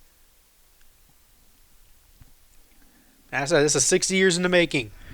Throw the records aside. This is the closest rivalry in college football. Two programs that are next door neighbors, quite literally. And we're on the way to start the second half. That's another pooch kick. That is once again another pooch kick taken at about the 15-yard line. Goes Williams, and he's brought up, tackled immediately. Check that. That was David Smith, his second return now for the up back. Now, first time he got blown up, but that time he got right at about the 45-yard line, maybe the 40. Right there, he managed to get a really good return. To start, maybe we want to question these little pooch kicks both these teams are doing. Referee's going to rule him down at the 42, 43-yard line. Now, it'll be about the 44 here. They moved it up just another yard. Yeah, that 45. So I was a little bit more correct. So, two receivers near side. They're going to hand it off to Moat. Moat trying to find some hole, breaks a tackle, but chugs ahead. He may have gotten a yard, if that, on the play. Great way to set that edge. Justin Eaton, the edge. We talked about him all night. Senior for Allen, has yet to beat Bennett in his collegiate career. Does not want to go 0-4 against the Tigers. Wants to get a victory for the Yellow Jackets. What will be the first victory over Benedict in 60 years. Two receivers bunch far side. Chase Simmons looks that way on the comeback route. Got a man. Try to cut back in the middle of the field. Hillman past the 40 to the 35 of Allen. He goes. Tackled at the 34-yard line. Beautiful little hitch route by Hillman. Put his foot in the dirt and exploded up the midfield. And there goes that one of those electrifying true freshman receivers we talked about with Malachi Jones. And now Troy Hillman's getting involved in the pass game. Benedict, by the way, only had 32 passing yards in that first half. Have to do better than that to keep up with this Allen pass offense, which has been sensational so far of the night. Ball is placed at the 34-yard line of the Yellow Jackets. Play actions, pump fake. Simmons gets around the far sideline and he runs out of bounds about the 30-yard line right in front of his own home, or away bench, I should say, as it is a away game technically for Benedict. They're playing this game in Allen's temporary home the last few years, Westwood High School, here in South Carolina. Of course, they will be building their own stadium right off Two Notch Road here in the next coming years. Simmons trying to bark orders off the line. Bark plays a 5-wide formation, 3 receivers near side. Clued out wide. There's Malachi Jones. Talked about him a lot. Straight back drop. Cuts around far side. He has some room. Makes try to make a man miss, and he's tackled at about the 18-yard line. But Benedict is now in the red zone. They're now in the red zone now. Once again, talked about Benedict has been so good so far at maintaining drives. While Allen has been good at those explosive plays, Benedict has been better at keeping the ball. So important in this game here now on the first drive of the second half, trying to take a lead here. And you figure now Allen's 0-6 field goals. They had one block tonight. They have to go in the end zone. Another 5-wide formation here. Throws it far side. Hillman. And they're going to say that ball bounced. They look for a bubble screen to Hillman once again. A little hitch to Hillman again. But they're going to say that ball bounced off the turf. It looked a little low. It looked a little forced real quick out of Simmons' hands as the pressure was starting to get there quickly. But they're going to say that ball bounced.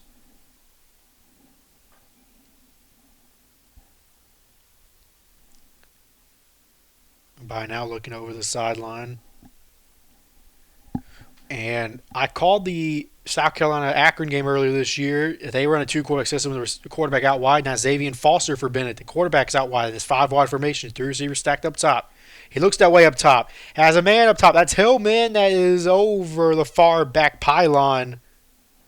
Looking for Hillman there again. And I thought I brought up Xavier Foster for Benedict. He has 10 receptions on the season. Former quarterback is now fully transitioned to playing wide receiver, much like Kerryon Joyner at South Carolina, much like quarterback there for Akron. And 4th and 7. You know it's 4th down. Yards go. You're in the red zone. The struggles at field goal kicking for Benedict will force them to just have to go for this. Another 5-wide. 3 receivers, far side. Moving right to left. Back to throw Simmons. He takes off, though. Throws it back in the middle. Touchdown. Tigers. Shatarius Williams. His first grab on the day. Second touchdown on the year. And Benedict with a big strike there to open up the second half. Simmons looked like he was getting ready to explode for a first down with his legs. He had a hole, but he decided to do a little bit of a risky play. They tell you not to throw it back over the middle. But Simmons put all his arm strength in that one. Barely got that one through. Touchdown, Benedict to take the lead 20-14 here. First drive of the second half. And we talk about the field goal struggles at kicking field goals, but Lucas Wynn, that's the first extra point he's missed all year. Before then, he was 16-16 coming in tonight. He was 18 of 18 up to this point, and now he's missed his first extra point on the season. And this game stays 20-14. Benedict still has the lead on the opening drive of the second half, but 20-14. Allen gets the ball now. How will they respond? Can they keep up the momentum, keep up the pressure on the Tigers? We'll be back here at the Student Broadcast Network right after this. Back here now to open up this third quarter. Trey Simmons. He made a tremendous throw, a very risky throw. I tell you, do not throw to the middle of the field. He said, well, screw none of that. I see an opening. I'm going to force that opening. And he did to Shatarius Williams for the touchdown. Lucas Wynn now to boost this one away, but he missed his first extra point of the season. So it's a 20-14 ball game. 11:35 to go in the third quarter. Allen about to have their first drive of the second half. Lawrence from about a yard deep in the end zone. Lawrence trying to get around the far side. Cuts it back near side. Past the 20. Tackled at right about the 22-yard line goes Nanders Lawrence. And no, he's the best kickoff man. Most explosive players in Division II. He already has a touchdown tonight. But he got bottled up there. Great effort by that Benedict special teams to bottle them up. And that was multiple Tigers on the tackle, by the way. Just swarming Nanders Lawrence. They don't want him to break away like he did on that 76-yard touchdown reception. Only the third drive of the game. Goes back out this Allen offense. Only 8 rushing yards this first half, 158 passing yards. They were explosive. They didn't do a great job maintaining possession. As they hand it off now to the true freshman Fabian Duncan. He gets about a 5-yard gain past the 26-yard line there. Actually more about a 4-yard gain. They didn't do a lot there in that first half to keep the ball a lot, but those those explosive plays kept them in this ball game. But I expect to see a lot more Fabian Duncan here in the second half. They tried to establish him a lot in that first half. The true freshman had 130 a week ago. See what he can do there. About a 2nd and 4 here from the 26-yard line.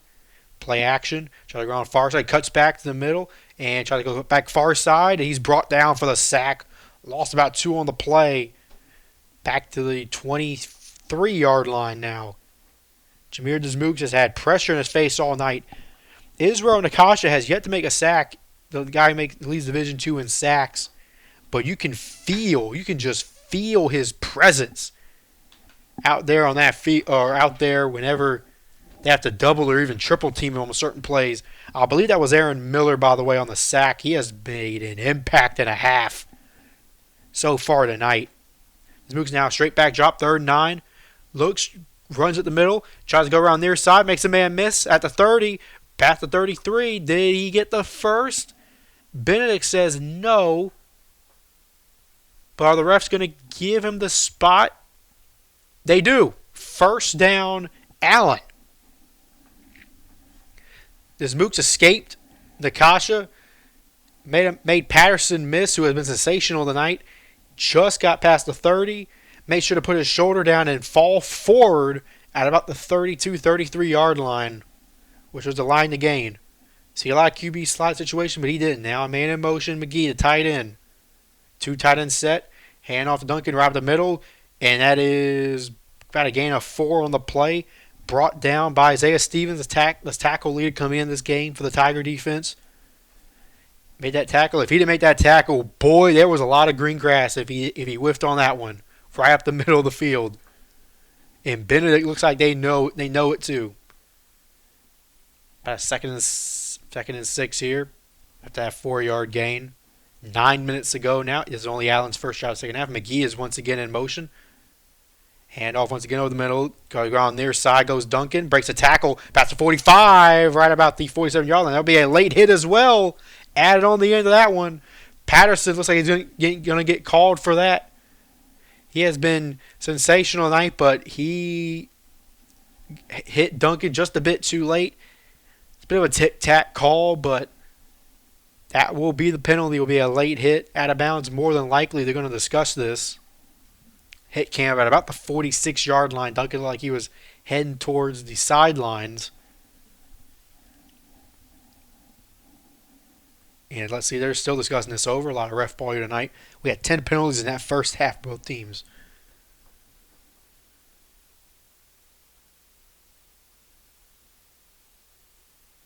And wow. Oh, okay, they're going to call holding on Benedict. And then they're going to call a face mask. No, holding on Allen, face mask on Benedict. The holding was on 76, Jawan Sanders. And the face mask, I think they said, was on Stevens. So 2nd and 6, repeat the down. Try to hand it off over the middle there to Duncan. He maybe got back on scrimmage. Actually, about gained a yard. The referee gave him a pretty good spot, gained a yard. About a 3rd and 5 coming up here for the Yellow Jackets. 8:30 to go. Second quarter.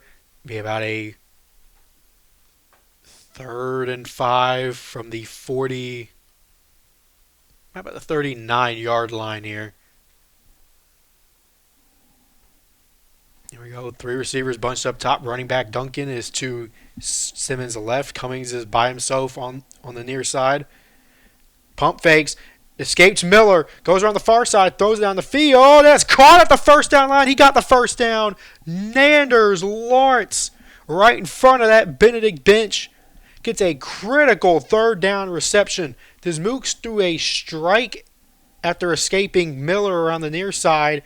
Runs with his life over to the far side and just throws it right at the line again to Nanders Lawrence. He just got enough to get that first down. Tremendous sky-high catch by Lawrence. He's been sensational tonight. Tackle on the play by Nolan Jones. The linebacker was out in coverage on the play. Hand off Duncan. Tried to go near side. He is swallowed up immediately. Big Marcellus Livingston. Big nose tackle. Swallowed him up. He may have gotten back to the line of gain. Or line of scrimmage, I should say. Livingston now with his fourth tackle.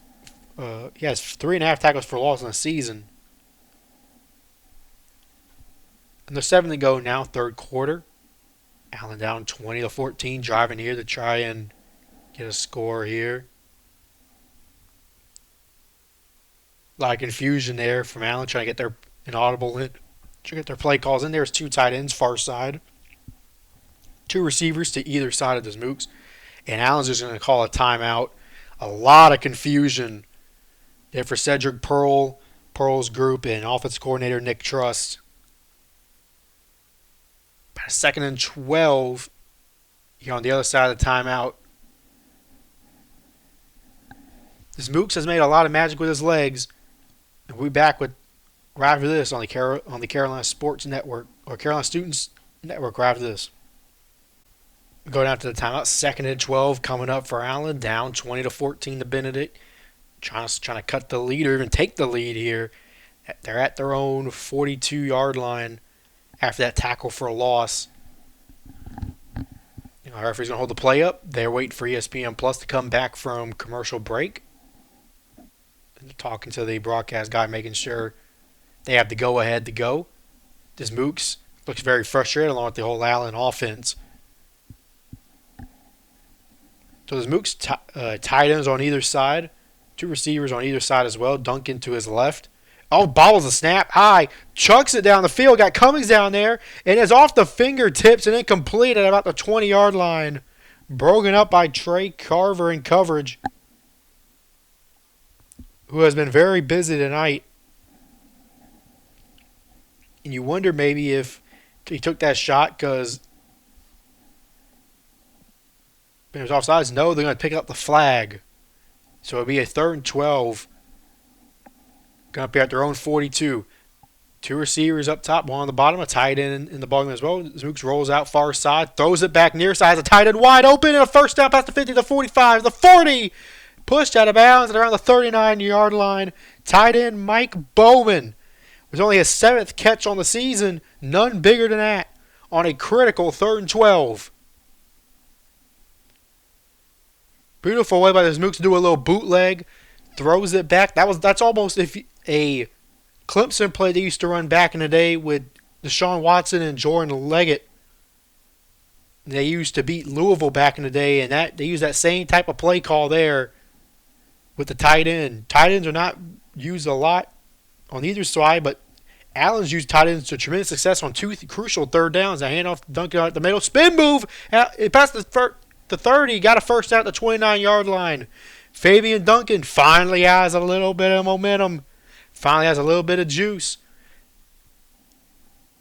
He got bottled up in the first half. Starting to feel a little bit more on this drive here in the opening drive of the 3rd quarter for the Yellow Jackets. We're going to spin out of that. The man to make that tackle to save the touchdown was Gio Jala. Plays defensive back, corner, and safety for Benedict. And oh yeah, Aaron Miller. And we've seen this a lot with college football. You know, a bit controversial over the last month or so. Players going down when the opposing offense gets a little bit of momentum. Saw a lot with Ole Miss. You potentially are seeing that now with with Benedict on that play, as it looked like they told Aaron Miller to go down to stop the bleeding, if you will, stop the momentum of the Yellow Jackets. So you wonder there after that Fabian touchdown, and they had that beautiful last couple of plays. Now we're going to take a little time out here on the Student Broadcast Network. Here, Allen is driving down 20-14. Will they be able to get a score here? We'll be back right after this. Back here at Westwood Stadium, Westwood High School, Blythewood, South Carolina. Beautiful Blythewood, kind of like chilly October night. 1st and 10 now for Allen at the Benedict 29, down 20-14. 5 minutes to go in the third quarter. Handoff near sideline, and we'll walk in Nanders Lawrence, the electrifying receiver. No, he'll step out. Back at the 6, Nanders Lawrence lined up in the backfield there. Took a sweep and almost took it all the way, but Lawrence going to be called down at the 6. He's made tremendous impact. Touchdown, a critical third down catch, and now a beautiful run to set up Allen. And this is the first time the Yellow Jackets have been in the red zone all night. Despite the 14 points, they did not reach the red zone on an offensive drive. I believe that was Gio Jala was one who tried to force him out of bounds, or at least was in direction. Nanders Lawrence once again lines up in the backfield. And option play, pitch out to Lawrence. Makes a juke. Dives. Touchdown. Allen. And we have a tied ball game at 20 with 5 minutes to go in the third quarter. Nanders Lawrence, his second touchdown of the night. He's done it through the air. He's done it on the ground. Lawrence can do no wrong. And Allen's an extra point away from taking the lead once again for the third time tonight. The Mooks had a low option. They froze Aaron Miller, who went down earlier. And Lawrence with a little shift, a little hezzy move like in basketball to freeze up Demetrius Patterson. And the extra point is up and good. Yellow Jackets now 21-20 lead here in the third quarter. Nanders Lawrence using a little basketball move to dive into that end zone. Sensational game so far for Lawrence. He has that 76-yard bomb. He had that huge third down catch earlier on the drive. He had that huge sweep to get him inside the 10, and then he scores a touchdown right there. Now, Trevor Bywater will boot this one away. Once again, check that's Sam Herman would boot this one away now for Allen. Tremendous blocking on the outside as well for the Yellow Jackets. Beautiful play call by offensive coordinator Nick Trust, and trust read trust if you're an Allen fan.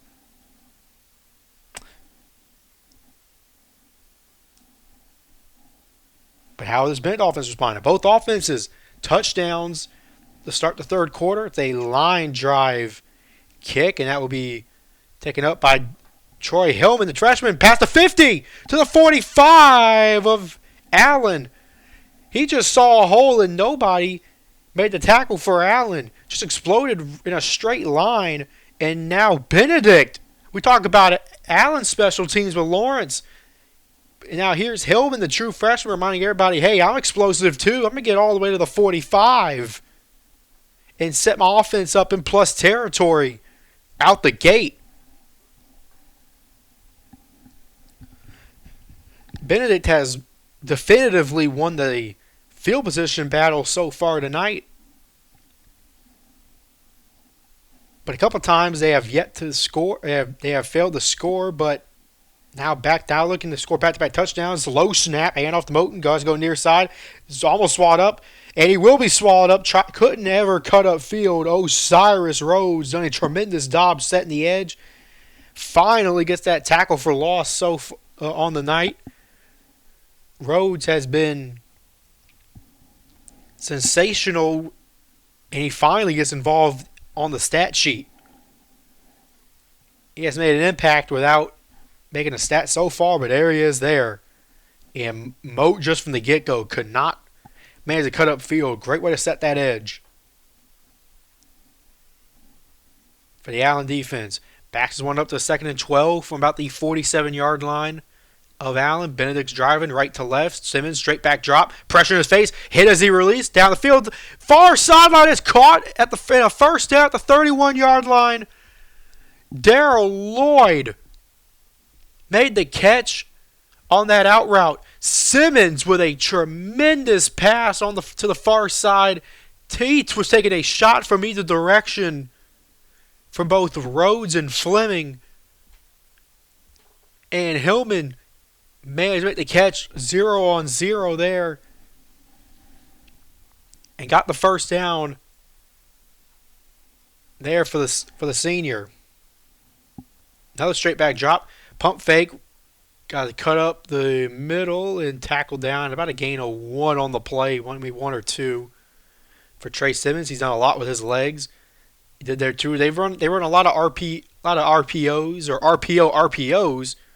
They're going to hand it to the running back, pass it quickly, or Simmons is going to take off. It's so hard to stop. He was brought down by a sea of Yellow Jackets. Jay-Sean Smalls appeared to be the one to get in there first on Simmons. 3 receivers on the bottom, 1 receiver up top. Straight back drop, another QB draw. Moat makes a great block, but he's blown up. That's Darius Williams. Blew that one up. Ball came out! And that ball came out, and they are going to rule this a Allen football. William forced it out. And Amari Fleming recovers at the 35-yard line. And the momentum is now fully switched back to Allen. We have back and forth like a boxing match. And the ball just came out there on the pile. Fleming recovers, and when it looked like Allen was going to finally looked like Benedict was going to regain the lead, regain the momentum. Allen after the touchdown, and now the fumble has all the momentum on their side here second half. Will they get a win? 60 years in the making. Allen takes back over up 21-20 right after this on the Student Broadcast Network. Back here, 2:14 to go in the third quarter. Allen takes over at the 30-yard line after that fumble by Simmons, recovered by Fleming. Handoff now to Duncan. He's blown up immediately in the backfield. Demetrius Patterson's made an impact all over the place for Benedict. Gets no gain on the play on Duncan. Now I said coming out of the break, looked like Benedict was getting ready to score again to take the lead back. But a fumble right outside the red zone put a stop to that. Now Allen here. 2 tight end set. 2 receivers are stacked to the near side. Both the tight ends, Bowman and McGee, are on the far side on the line. Fame makes a cut right to left. Straight back drop. Mooks has all day. Now he doesn't. Makes a man miss. Cuts around far side. He gets about a gain of 1 on that far sideline right in front of the Benedict bench. Demetrius Patterson was made to force him out. He has been a spy all night for the Tigers on this Mooks. Right there, it looked like Bobby Anderson tried to come in there. He couldn't make the sack. And Patterson, playing the spy all night, makes sure this Mooks doesn't get anything more than a yard there. Make it a 3rd and 11 at the 31-yard line. Under a minute to go in this third quarter. Allen's up 21-20. Driving from left to right. Man in motion, that's McGee, the tight end. 2 receivers on the near side. He rolls out near side. Trying to find a man downfield. Floats it, and that will go right into the Allen bench. As I believe caught by one of the Allen defensive backs on that sideline. That will be a 3 and out on the play. It looked like they were trying to find some kind of out route on that near sideline, but the pressure and the coverage held up great. And a 3 and out now, 35 seconds to go in this third quarter, a 3 and out. When it looked like Allen was potentially getting ready to score and completely flip the momentum of this game on its head. Now, once again, it's like a good boxing match, and that was nearly blocked. Gets that one away, just Bywater. That bounces right at the 45-yard line. It was a shank punt, too. He had to rush to get that one away. And now, just like that, great field position for the Tigers. Down 1, 20-21 after that missed extra point to start this third quarter. They were driving on the last drive before the fumble. And actually, they're going to move it all the way up to the 50. Bennett will take this one over at the 50-yard line. They moved it all the way up to midfield 50, right on that Red Hawk logo, of course, playing at Westwood High School, home of the Red Hawks. Temporary home for Allen. Now Benedict will take over here at the 50. Two receivers near side, one up top. They're going to hand this one off to Moat. He's been stationed all night. The power back cuts back from near the far, and he cuts back in the middle. Gets about a gain of 3 on the play. Under 20 seconds now to go in the third quarter. You think Benedict may just let this clock run.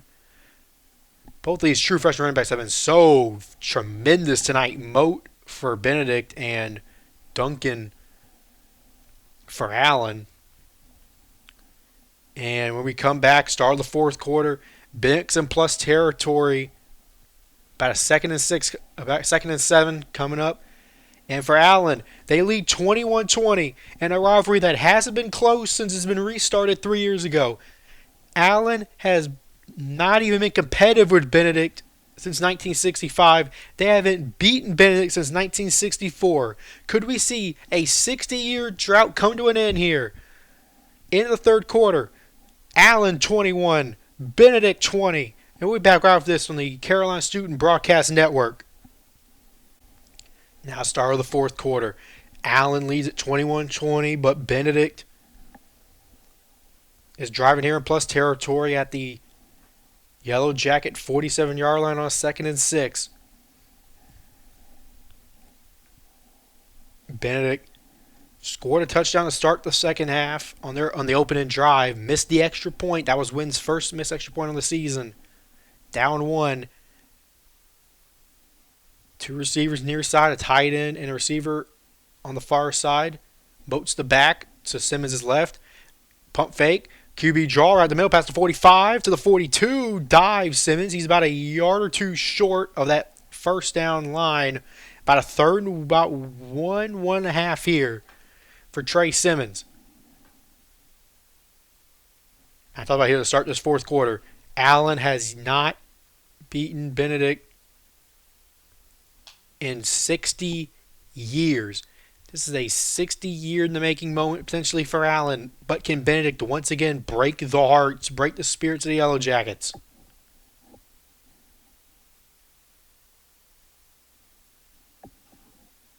And they're going to call a holding.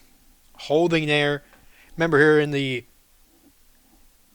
student booth here, you can't really hear the referee's call here in the student studio, if you will.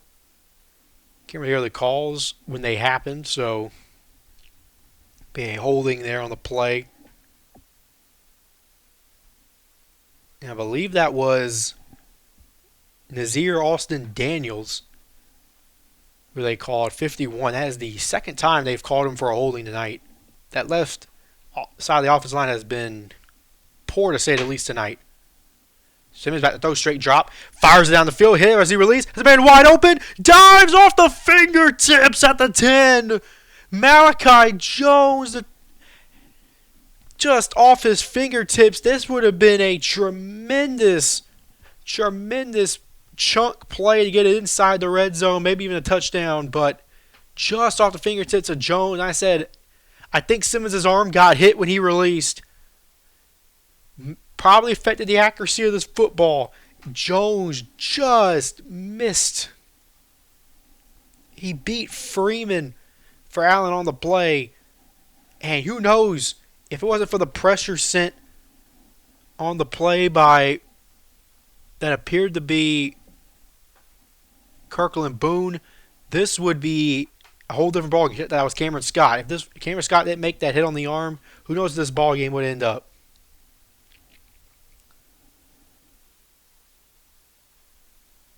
We have a man. Well, the referees are talking here.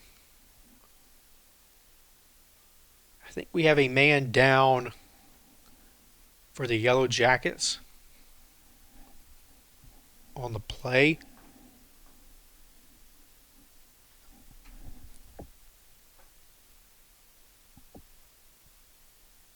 Hard to see who that is.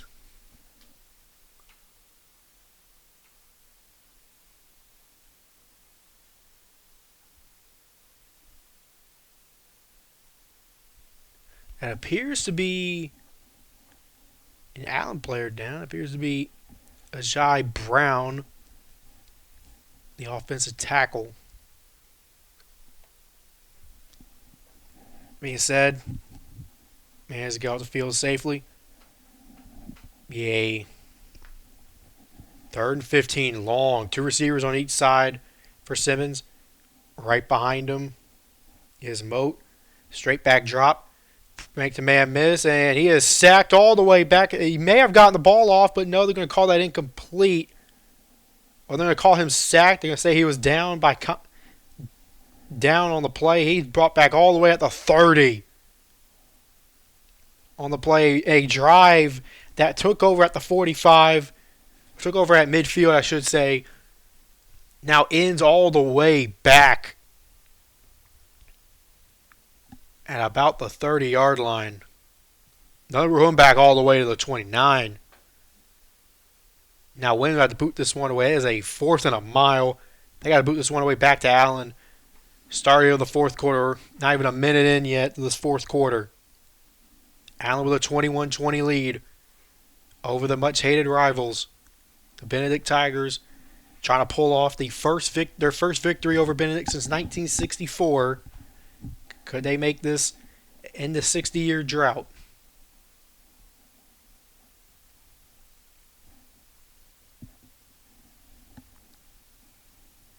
Wins will boot this one away. And this time he gets it off clean, no pressure. And that was a shank again. Another shanked punt. That is back all the way at the Allen 40 or at the Benedict 47. Allen will take over in tremendous field position to have another big strike. And now they're going to rule this not at the 47. They're going to rule this all the way at the Benedict 44-yard line. My goodness. Allen with now great field position to take over here. And as they fake to Lawrence, keeps up the middle, goes to Mook, trying to cut around far side, got the first down.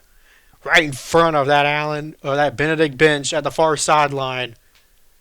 This Mooks has been both these quarterbacks have been so good with their legs, with their shiftiness, their juking ability. And it looked like that fake handoff, the option to Lawrence, froze up the Benedict defense. Because they have to account for the explosive playmaker. Duncan checks back in. He is right behind Simmons. 2 receivers on the near side. No, 3 receivers near side. Hand off Duncan right in the middle. No, fake it. Does Mooks. Got another first down on the far side. Right in front of the Benedict sideline. And now Allen here is going to get right outside the red zone at the 22-yard line. 13 minutes to go down this ball game. You start to feel it. Hand off down Duncan, far side. Stiff arms man inside the red zone at about the 19-yard line. Now Allen, they really wanted to establish that run game. They have fully done that in this second half. They only had 8 rushing yards in the first half. They're already over almost 120 now, second half. Tackle on the play, by the way, by Isaiah Stevens, tackle leader coming into this game. Linebacker, grad student from Coastal Carolina. He wants to lead Benedict to another victory over Allen. Man in motion, that's Lawrence. He goes from near to far. As Mooks looking his way, not open. Still has time in the pocket. Rolls out near side. Fires it near sideline. That is incomplete. That is off the shoulder of the sideline official out there. All the way about 5 yards out of bounds. It ended up hitting the official on his left shoulder. So great job blocking by that is probably the best blocking job by the Allen offensive line, but it still results in an incompletion. To about a 2nd and 10 here. Check that be a 3rd down here. Coming up at the 19-yard line as Mooks rolls out, handoff on the draw play the pass, and he goes nowhere. He may have lost a yard. Ball came out, but he was down. A sea of Tigers, a pack of Tigers on the tackle. Led by who else? Demetrius Patterson blew that play up. alongside Bobby Anderson at the end. Patterson has just been everywhere tonight. 4th and 7. Allen will have to kick this one. Sam Herman, 6 of 8 so far in the season. This is his first attempt of the night. Boot just one away from the 29-yard line. On the way. Got it! No doubt about it. It would have been good from 55. And now Allen with a 24-20 lead with about 11:40 to go in the game. 60 years in the making. Potentially right here if they can hold on. Benedict has to score a touchdown to take a lead. A field goal only cut it to a 1-point game. And when we come back, can Benedict regain the lead down 24-20? Now they're in the fourth quarter. You can start to feel it. The crowd's starting to sense it. The players starting to sense it. 60 years potentially in the making for Allen. We'll be back on the Student Broadcast Network right after this. Back down here for kickoff. Allen's going to boot this one back away. Took a field goal to go up 24-20.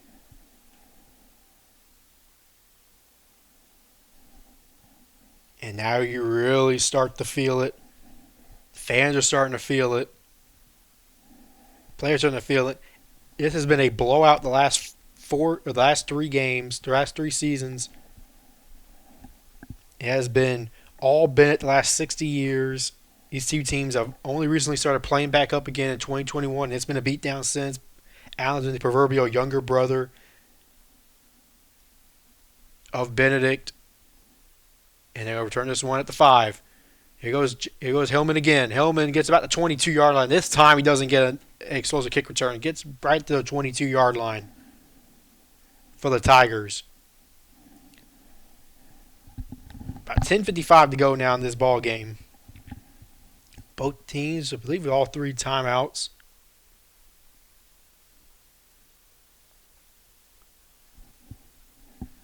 But they made sure not to let Hillman go back over the middle, try to force him out. Here comes back out Trey Simmons. Fumbled it when they were trying to take the lead there in the third quarter.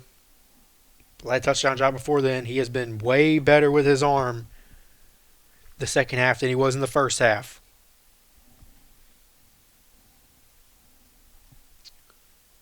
Back to throw, 2 receivers each side. Moat in the backfield. Looks that far side. Pumps. Pressure. Sacked immediately.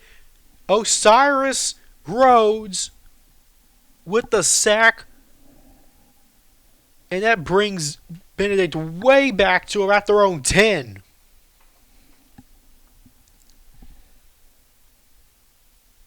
Osiris Rhodes has been so good all night with the pressure, and he laid the hit on Trey Simmons. Simmons never saw it coming to his blind side.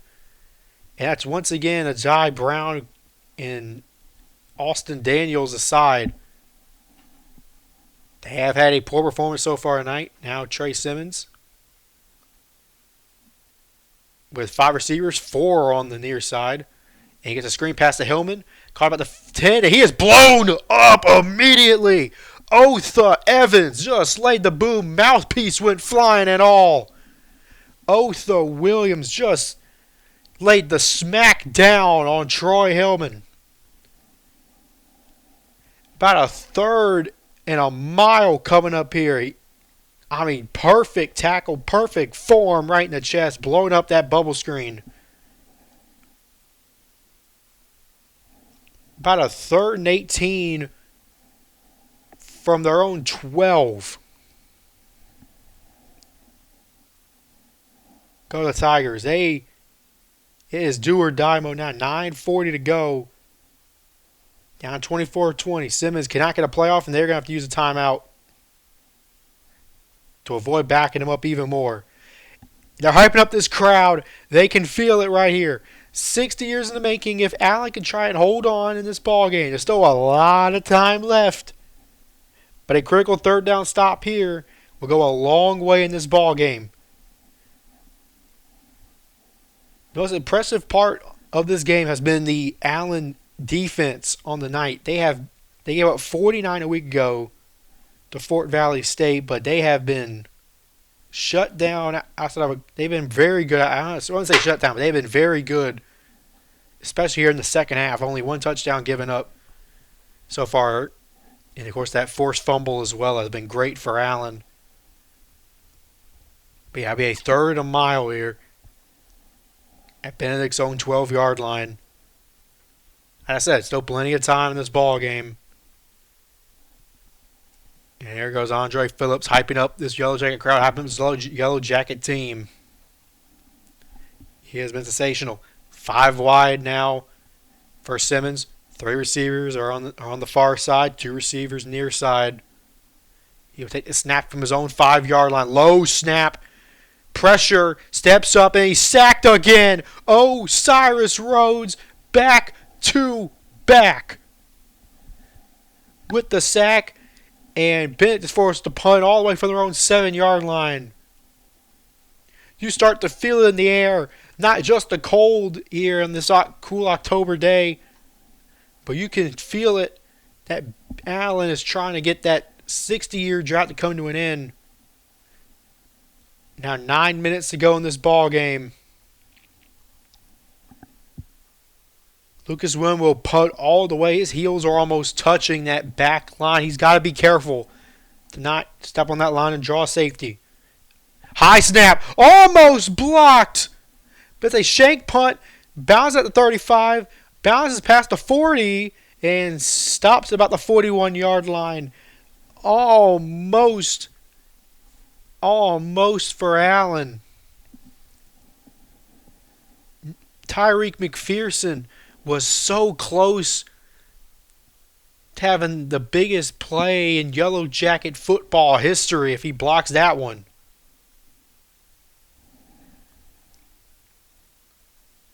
Oh my. And now Allen will take back over, up 24-20. In fantastic field position, up 24-20, trying to finally get over that Benedict Mountain. And we'll be back with Student Broadcast Network right after this. Back now here, 8:45 remaining. Allen's up 24-20. They take over at the Benedict 42-yard line. And my oh my, 60 years in the making. They restarted this rivalry 4 years ago, and Allen regained a football team. And it has been all Benedict since. Blowout, and blowout the last 3 years they've played. But now Allen, new coaching staff on both sides, on both teams, new rosters. They're both rebuilding, but this will be whoever wins this game is going to have a huge leg up going into the future. Handoff at the middle goes Duncan. Explodes. Past the 30. Right to the 26-yard line. He's finally brought down by Patterson, but it'll be another first down for Fabian Duncan. He has finally found his rhythm in the second half. He has been sensational. Second half, hesitated to find that hole. Finally exploded when the hole opened up. And if Patterson was able to make that tackle, Duncan's scoring and making us a 2-score game. 8 minutes now to play. We're under 8 minutes. Pistol formation. Patterson's in the back. Tight end Jordan McGee's also deep in the backfield as well. Try and be a lead blocker. 2 receivers far side. Hand off to Patterson. Try to go near side. Gets past the 30. Cuts back to about the 24-yard line, 23-yard line. Under 7:30 to go now. Duncan, no lot for his power, but he has been shifty. Very shifty, this true freshman. Both teams with tremendous true freshman running backs. Here we go. Tight end near side. Another pistol formation. 2 receivers far. 1 receiver in the bottom. They're trying to ID a backer. Looking audible to play from the sideline. Duncan now moves, instead of behind, he moves to Simmons' left. Hand off near side. Duncan explodes up the middle and gets past the 20 inside the red zone now to the 18-yard line. 6:50 and under going. Clock is still moving. Allen's up 4, 24-20. About a maybe 3rd and 1.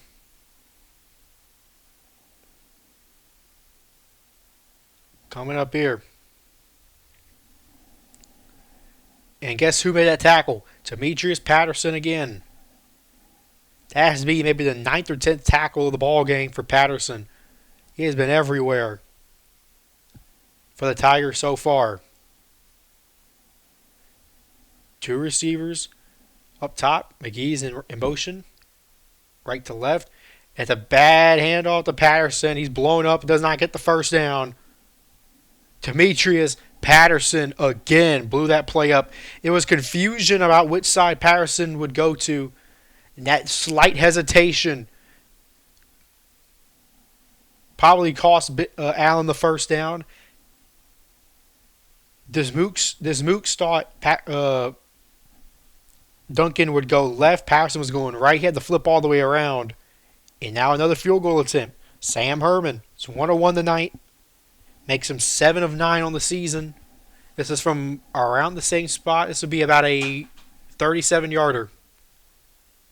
Low snap. Barely got it down. Almost blocked, but it's good.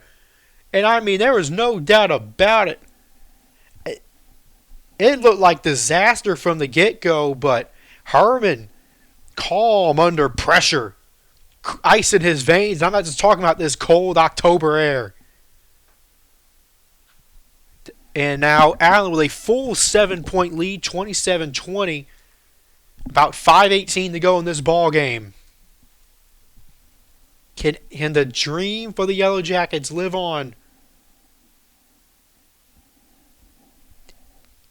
Not beating Benedict, but Benedict, they went to the playoffs last year as a top seed, a host seed. The loss of Chinnisberry to SC State. Now they have in Ron Dickerson trying to rebuild the mojo Barry had, trying to rebuild the momentum he had. It's been a down year this year, but a big victory like this over their arch rivals would go a long way to rebuilding this program that is ran and operated by mostly freshmen. That is a line drive kick, bounces at the 20, picked up at the 18-yard line, goes Jackson Williams. Tries to get around in the middle. Gets all the way past 35 to the 39-yard line. Almost taken to the house. Again. And that was DeJuan Hughes, the best corner on Allen. And he's slowed to get up. He's limping towards the sideline. He's not going to go out there for the defensive play. That would be a critical loss for the FAMU and Alabama A&M transfer. If he's not able to stand this ball game, he was limping immediately, grimacing, coming up to making that tackle on Jackson Williams. But if he didn't make that tackle, Williams was going all the way. And we wouldn't be talking about Lawrence's kickoff returns. We'd be talking about Williams. So they're officially going to make him at the 37-yard line, not the 39. Simmons now, 3 receivers bunched up top. Moves back with him, takes off at the near side, cuts back in the middle, past the 40, right to the 41-yard line goes Trey Simmons. And flag is down. It will probably be another holding.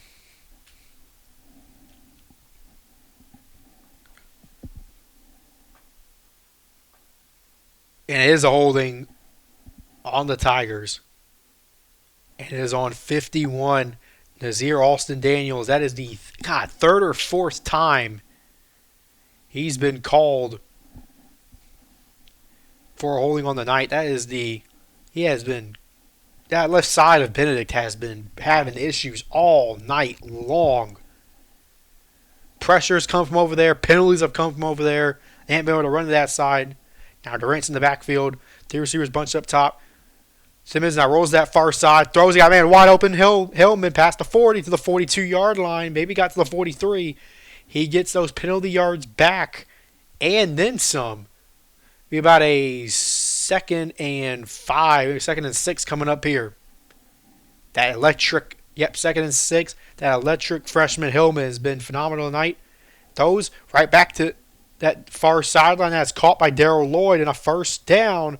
Beautiful comeback. Stops on a dime. Right at the 49. And great way for Benedict to keep that momentum going. Keep this tempo going. Yeah, they pushing the gas. Pedal is fully to the metal. There was no gas, no brakes to this offense. 4 minutes to go now in this ball game. Simmons now 2 receivers bunched up top. Hellman and Lloyd. 2 receivers near side. Simmons about to throw, looking. Try to look to that far side. Now spins back to the near side. Throws it all the way down the field. Out of bounds. Had Jones was down there open, but that ball goes way out of bounds. I'm not sure when he spun around and Simmons was looking his way. I think he spun around just to try and throw it out of bounds. But, man, if he saw Jones, that would have been a tremendous chunk play for Benedict. Would have caught at about the 22-yard line of Allen. Man, oh, man. Now, 3 receivers. Near side, 1 receiver far side.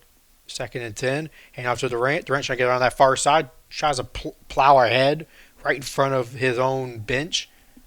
And he got maybe 2 on the play. About a 3rd and 8 coming up here. 4 minutes to go in this ball game. Benedict now, this is a huge play here. They're going to sub out their running scheme or formation, and players are going to sub in all their receivers here. Gibson subbed in the game. Durant is to Simmons' left. 3 receivers near side. 1 receiver far side. Simmons about to throw. Looking, steps up now. Takes off. Got past the 40. Past the 35. Ball came out, and they're going to rule him down on the play. He got a first down inside of Allen territory, but remember here, I don't know if they can review that. I'm not sure if Division II has reviews, but they're going to rule him down. And Benedict's just going to try to keep this moving.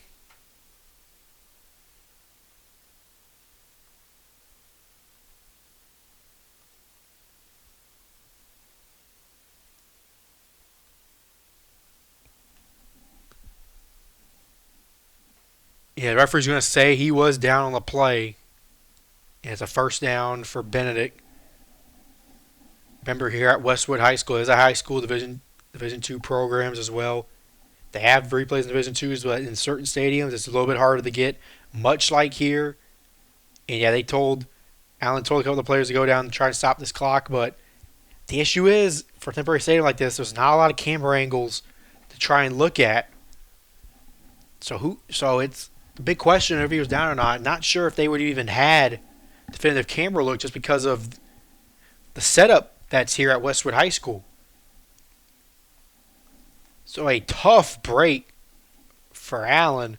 They almost had a sack, but Simmons not only got the first down, now is deep in Allen territory, about the 34-yard line. 1st and 10. Simmons about to throw, looks far side as a man open. That is tripped up. That will be that's going to be a pass interference at about the 10-yard line. Jones was held up on the play by Kelvin Graham.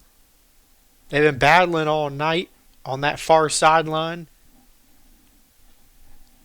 And right there, look, the feet got tangled up, and that is critical now. 2:40 remaining in this ball game. And Benedict is right there getting ready to try to tie this ball game up. Yeah, they don't call pass interference there. On Benedict, that will, of course, I said, Kelvin Graham looked like it was number 4 covers. They call on number 4. 1st and 10 again now for Allen. They take over right at the 20-yard line. They are right there. They are in the red zone now. Are the Tigers. Touchdown ties it. They have to get a touchdown here. Simmons a throw, 3 receivers near side, throws it, a strike over the middle. This is Gibson, and he fights his way in. Touchdown, Benedict. An extra point away from tying. Zach Gibson skies high to make sure he gets that one. A sky-high catch for the tall receiver on the team. He took all 6'4" of Zach Gibson to catch that pass. And we're an extra point away from tying. with 2:30 remaining in the ball game. And now here we go. Wins had missed an extra point in the third quarter, but he doesn't miss that one. We are tied at 27. Almost 2 minutes remaining. A flag is down. It will be an unsportsmanlike on Benedict. A little bit of extracurricular activities after the play. A little bit of too much trash talk in there for the team in purple and gold. Currently wearing the white and gold here tonight. Yeah, that's what it'll be on.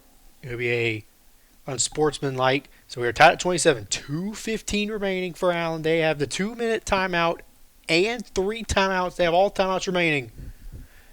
2:25 to go.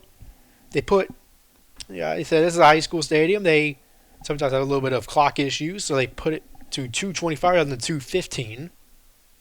Wynn will boot this one away from his own 20. And now, Nanders Lawrence, the electric returner, is going to have great opportunity to return this ball deep. They're going to kick this one as far as he can. Lawrence will take this from his own 15. Nanders Lawrence cuts to the middle, goes far side, cuts it back near side. Nanders Lawrence to the 46. And that's what we were talking about. The electrifying return man makes another one. Sets up his offense in great position here to win this ball game. The referees are discussing something at midfield.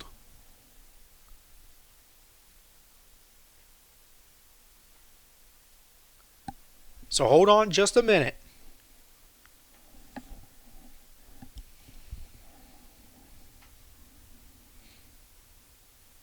Right now here, 2:18 remaining. If it's a penalty, maybe a block in the back or something, which you see a lot of on big kick returns like this, you never know. That probably might be coming back. And let us see. We can get a call here. Yes, it will be a holding. Holding on 14, Zach Gibson, who had a touchdown, now gets called for a holding. Nope, check that. Still getting it wrong. As I said, it is just a one-man booth here tonight. So a little bit of issues there. But we're all good. 2:18 remaining in this ball game. We're feeling good. Tight game. Potentially one of the biggest wins in program history, one of the biggest wins in school history, regardless of sport, if Allen can finally beat Benedict. Fabian Duncan's the running back. If you see his helmet, it is chipped away. All the paint has almost chipped away on his helmet from how bruising a running back he is. Tries to go up near side. He is blown up immediately. Demetrius Patterson again loses about 2 yards. Patterson has been the MVP tonight for the Benedict Tigers. That will be the 2-minute timeout. 2 minutes remaining. Allen at their own 33-yard line. Tied game at 27. Can Jameer Dismukes lead this team to the first victory over Benedict in 60 years? I'm going to see right here on the Carolina Student Broadcast Network right after this. Back now here, 2 minutes remaining. 33-yard line. Be a 2nd and 12 here after the Demetrius Patterson tackle for loss. And Dismukes heats it back, spins him off, cuts back near side. He has a block. Past the 45. Tackle right about the 47. Now late hits. Late hit's going to give him an extra 15. Patterson with the late hit. He's been sensational all night. Now he gets called for the late hit out of bounds. Dismukes was already pushed out before he made a full shove. You know, Allen's going to have tremendous territory here. With 1:51 to try and win this ball game.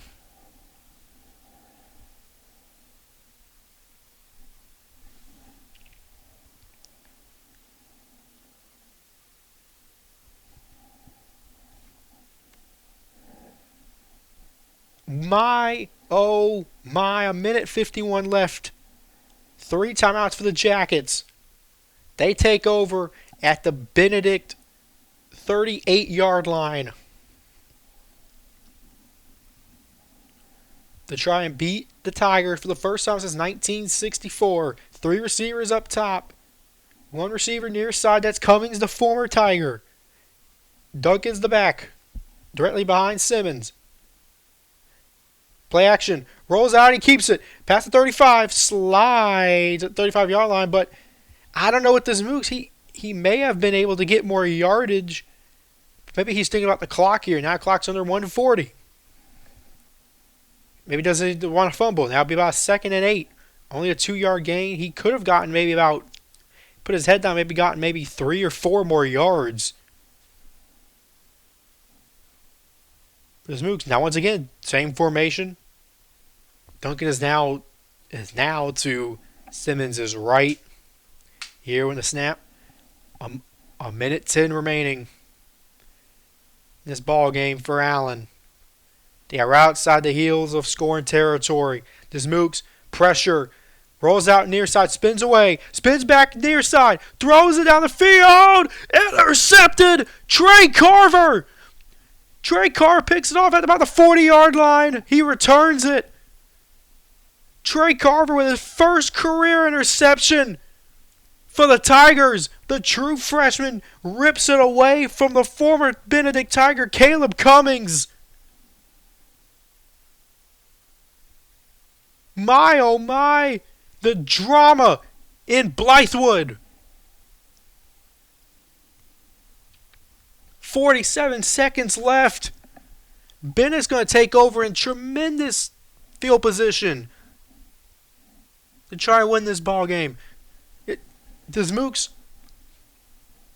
try to go out near side, spin away back far side, cuts it back near side, tries to air it out on that near sideline to Cummings, the former Benedict Tiger, and it was just ripped away from him from the true freshman.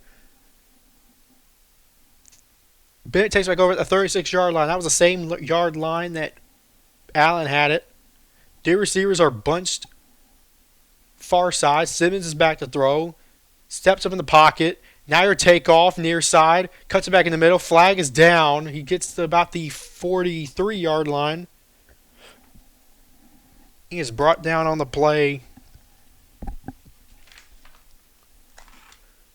Brought down on the play by Jadarius Cherry, a true freshman, and has a holding call.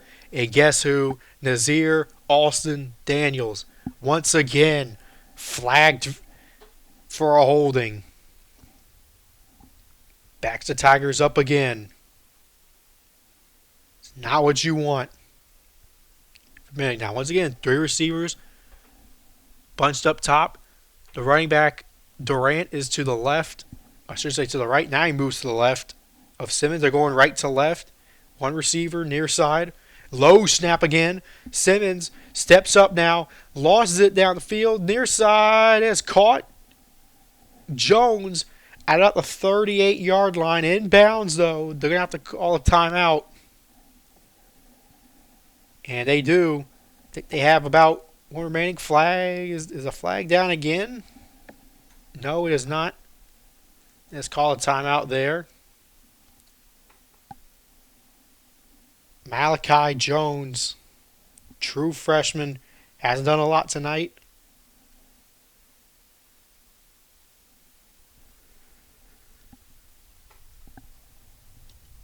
Are they going to think if Jones maybe stepped out before he caught the ball? That's what they're talking over, if he did or not.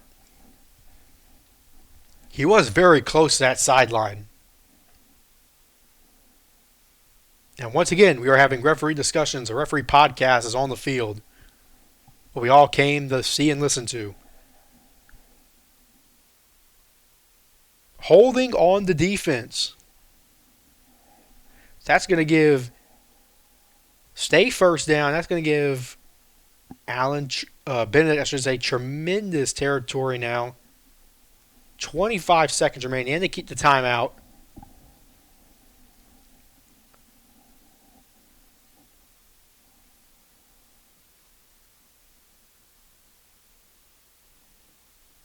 At the 36-yard line, Benedict back to throw another low snap. Simmons shots back, pumps, fires it down the field. As a man down there, jets off the hands at the 10-yard line, right off the hands of Zach Gibson. Would have been a tremendous one-handed grab. You had the touchdown to tie this ball game. Just couldn't corral it. Couldn't pull it in. Couldn't squeeze that ball.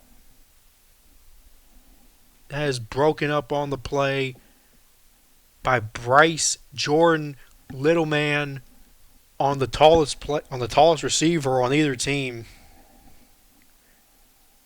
Little man's got a lot of heart. 3rd and 10. 10 seconds left. Simmons, the throw, looks, rolls out, fires far sideline. It is caught by Hillman. Did he get the feet down at the 50?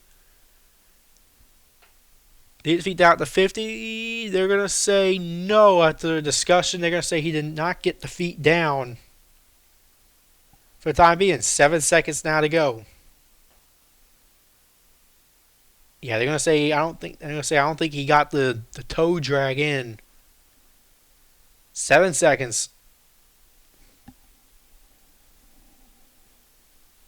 Everybody's looking over the sideline. Everybody's kind of confusing at the referees, or once again having discussions, having dinner plans. Everybody's going to walk back over the sideline. 3rd down and 10. I think Allen called it. Yeah, Allen did call a timeout. They wanted to get a look.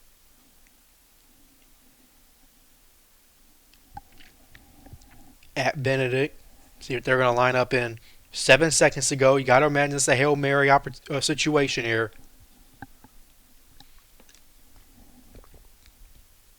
Got to imagine this is Hail Mary time for Benedict. My, oh my, the drama we've had in this 4th quarter. A tremendous catch by Zach Gibson right over the middle of over multiple Allen defenders to tie this ball game up at 27. And then it looked like after a great kick return that Allen was going to go down and potentially win this ball game. But a crucial, costly interception thrown by Desmooks to a true freshman, Troy Carver, ripped it away from, of all people, the Benedict transfer and Caleb Cummings, who had a touchdown earlier in this game against his former team. And now it's all down to this. 7 seconds to go in regulation and a tied ball game at 27. And remember, Benedict does not have a kicker. The kicker has not made a field goal all season. He had one blocked earlier tonight. Now 0 of 6 on the season. So you got to imagine this is only going to be able to go to the end zone. So you got to imagine a Hail Mary opportunity coming up here. But maybe Benedict elects to just run it, send it to overtime. They don't not risk maybe a run back for the Yellow Jackets. A lot of great things can happen. We've seen last year in a Black Friday NFL game a 100-yard pick six off a Hail Mary. We've seen a kick six in Auburn over 10 years ago. That has to be in the back of Benedict's mind. On this way, also don't forget about the Patriots on the hook and ladder losing a ball game like that.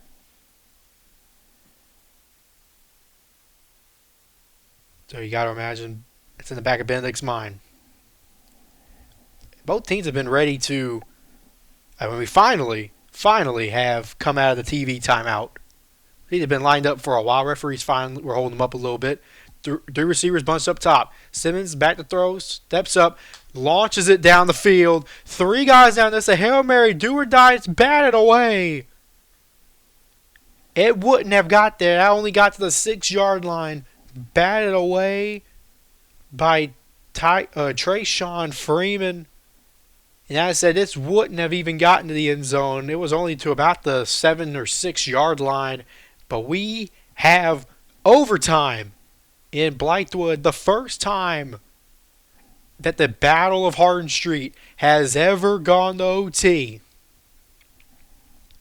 And you see right in front of us, or you can, yeah, I see right in front of me, Cedric Pearl in the middle of that huddle saying just one shot to his team that has been blown out the last 3 seasons by Benedict, a team that has not beaten their literal next door neighbor in 60 years in football. A team that has been through, two programs that have been through a lot, losing their head coach, losing multiple players to the transfer portal, a lot of young players, true freshmen, a lot of transfers coming in from other places, looking to get one more shot at playing collegiate football here. And it all comes down to this: overtime. Tied at 27 for the first time in this rivalry, which started 100 years ago in 1924 was the first time these two teams played. The two premier HBCUs in the city of Columbia, South Carolina. Tremendous pride on both from these fan bases, both these alumni bases, the city at large.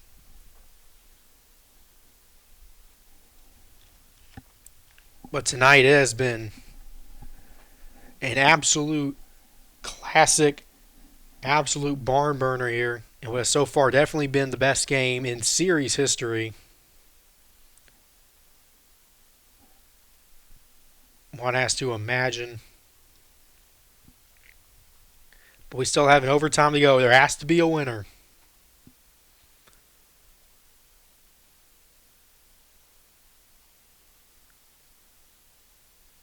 Of course, Simmons been up and down passing for Benedict so far.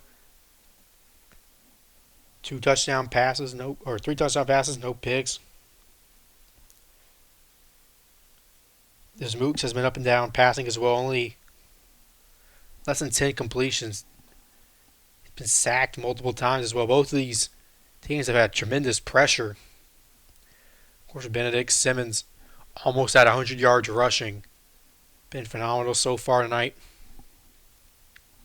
Duncan has been tremendous as a freshman running back, along with Dukes as well.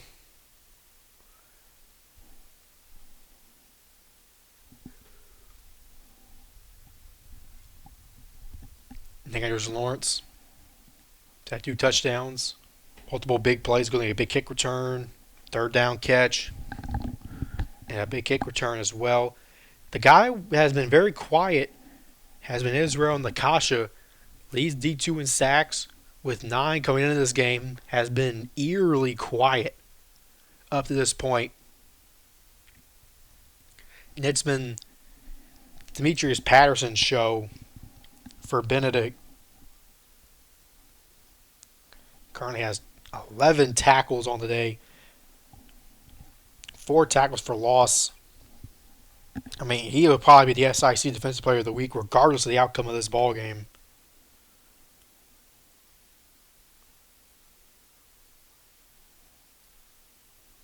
And so Allen has won the toss. They will play defense to start. So Trey Simmons will come out on the field to start overtime.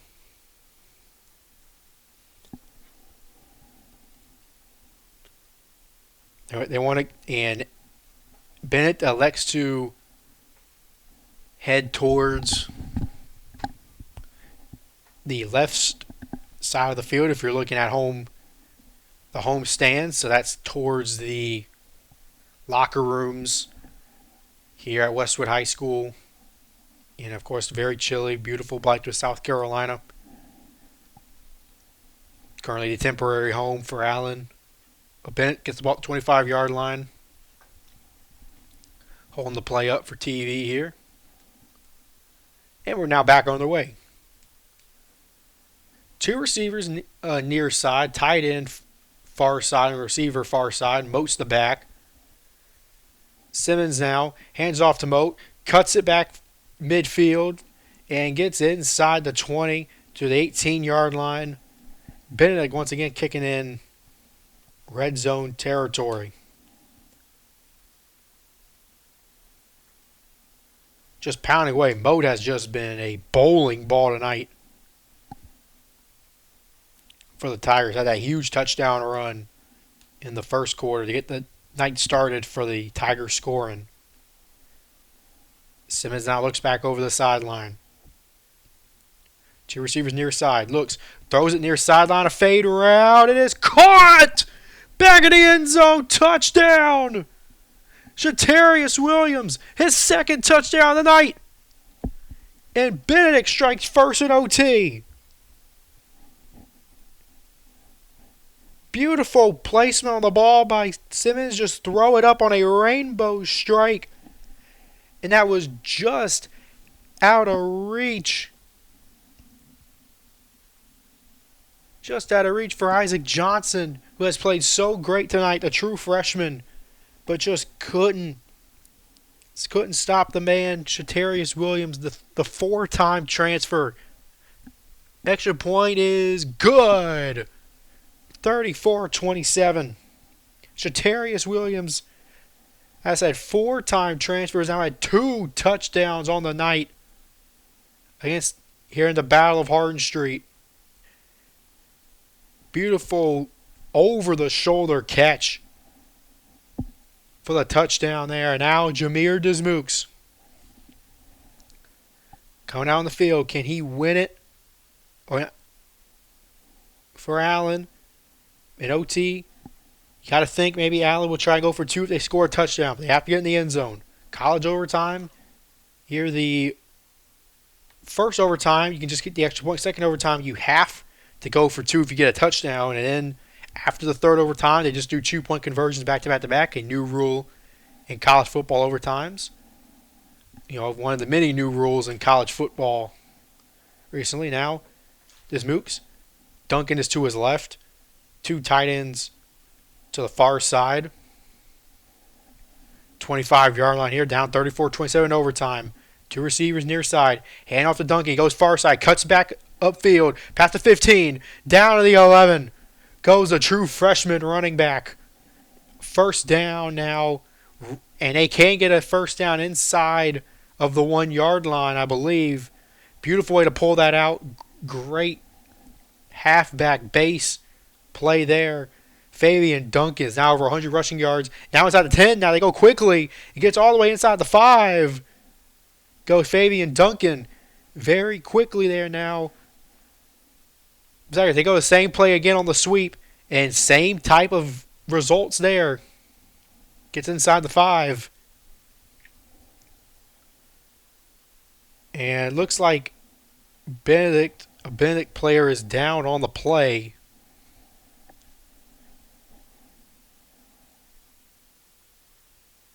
Tiger player's down, and as you know, in college football, it's offense moving like that. You don't really want to question it. But as we know, recently in collegiate football, there's been injury concern, if you will, about maybe fake injury with Ole Miss. Right there, that appeared to be actually for the Tigers and Israel and Nakasha. Appeared to be the man down. Man, that would be a tremendous loss. He has not made an impact much tonight. Sack leader in D2 coming into this ball game. Back up off the field. Now Allen, second down, 5-yard line here. Must get a touchdown to keep in this ball game. Hand off to Duncan. Gets inside the 5, down to the 2. Down the 2-yard line. They can't get a first down inside the 1.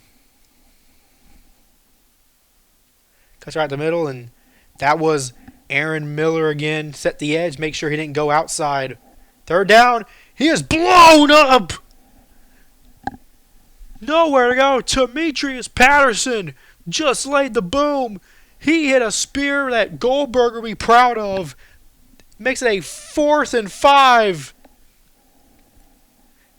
Allen once again tried to hurry up to catch Benedict lacking. And once again, Demetrius Patterson has been the MVP all night. for the Tiger defense just laid the smack down on Allen, and the game comes all down to this. By the way, Baby Duncan was subbed out, fearing maybe a concussion. He got pulled out by the medical staff, so Jamius Morrow, the other true freshman back, will sub in. But man, oh man, Duncan had the boom laid on him. 2 tight end set now. Game on the line.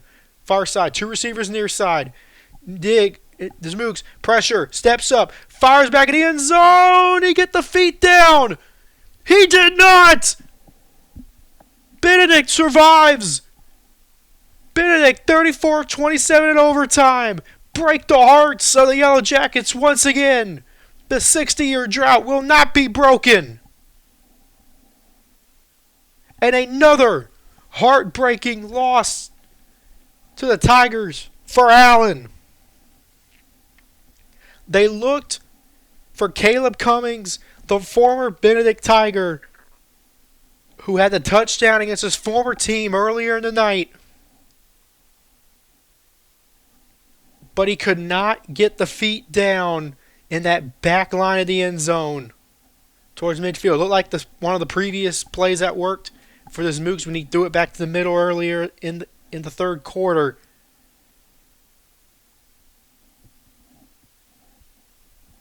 But man, oh man, 34-27 in overtime. Another heartbreaking loss for Allen to Benedict. 1964 was last time Allen won the win against Benedict. They'll have to wait another year to get another opportunity.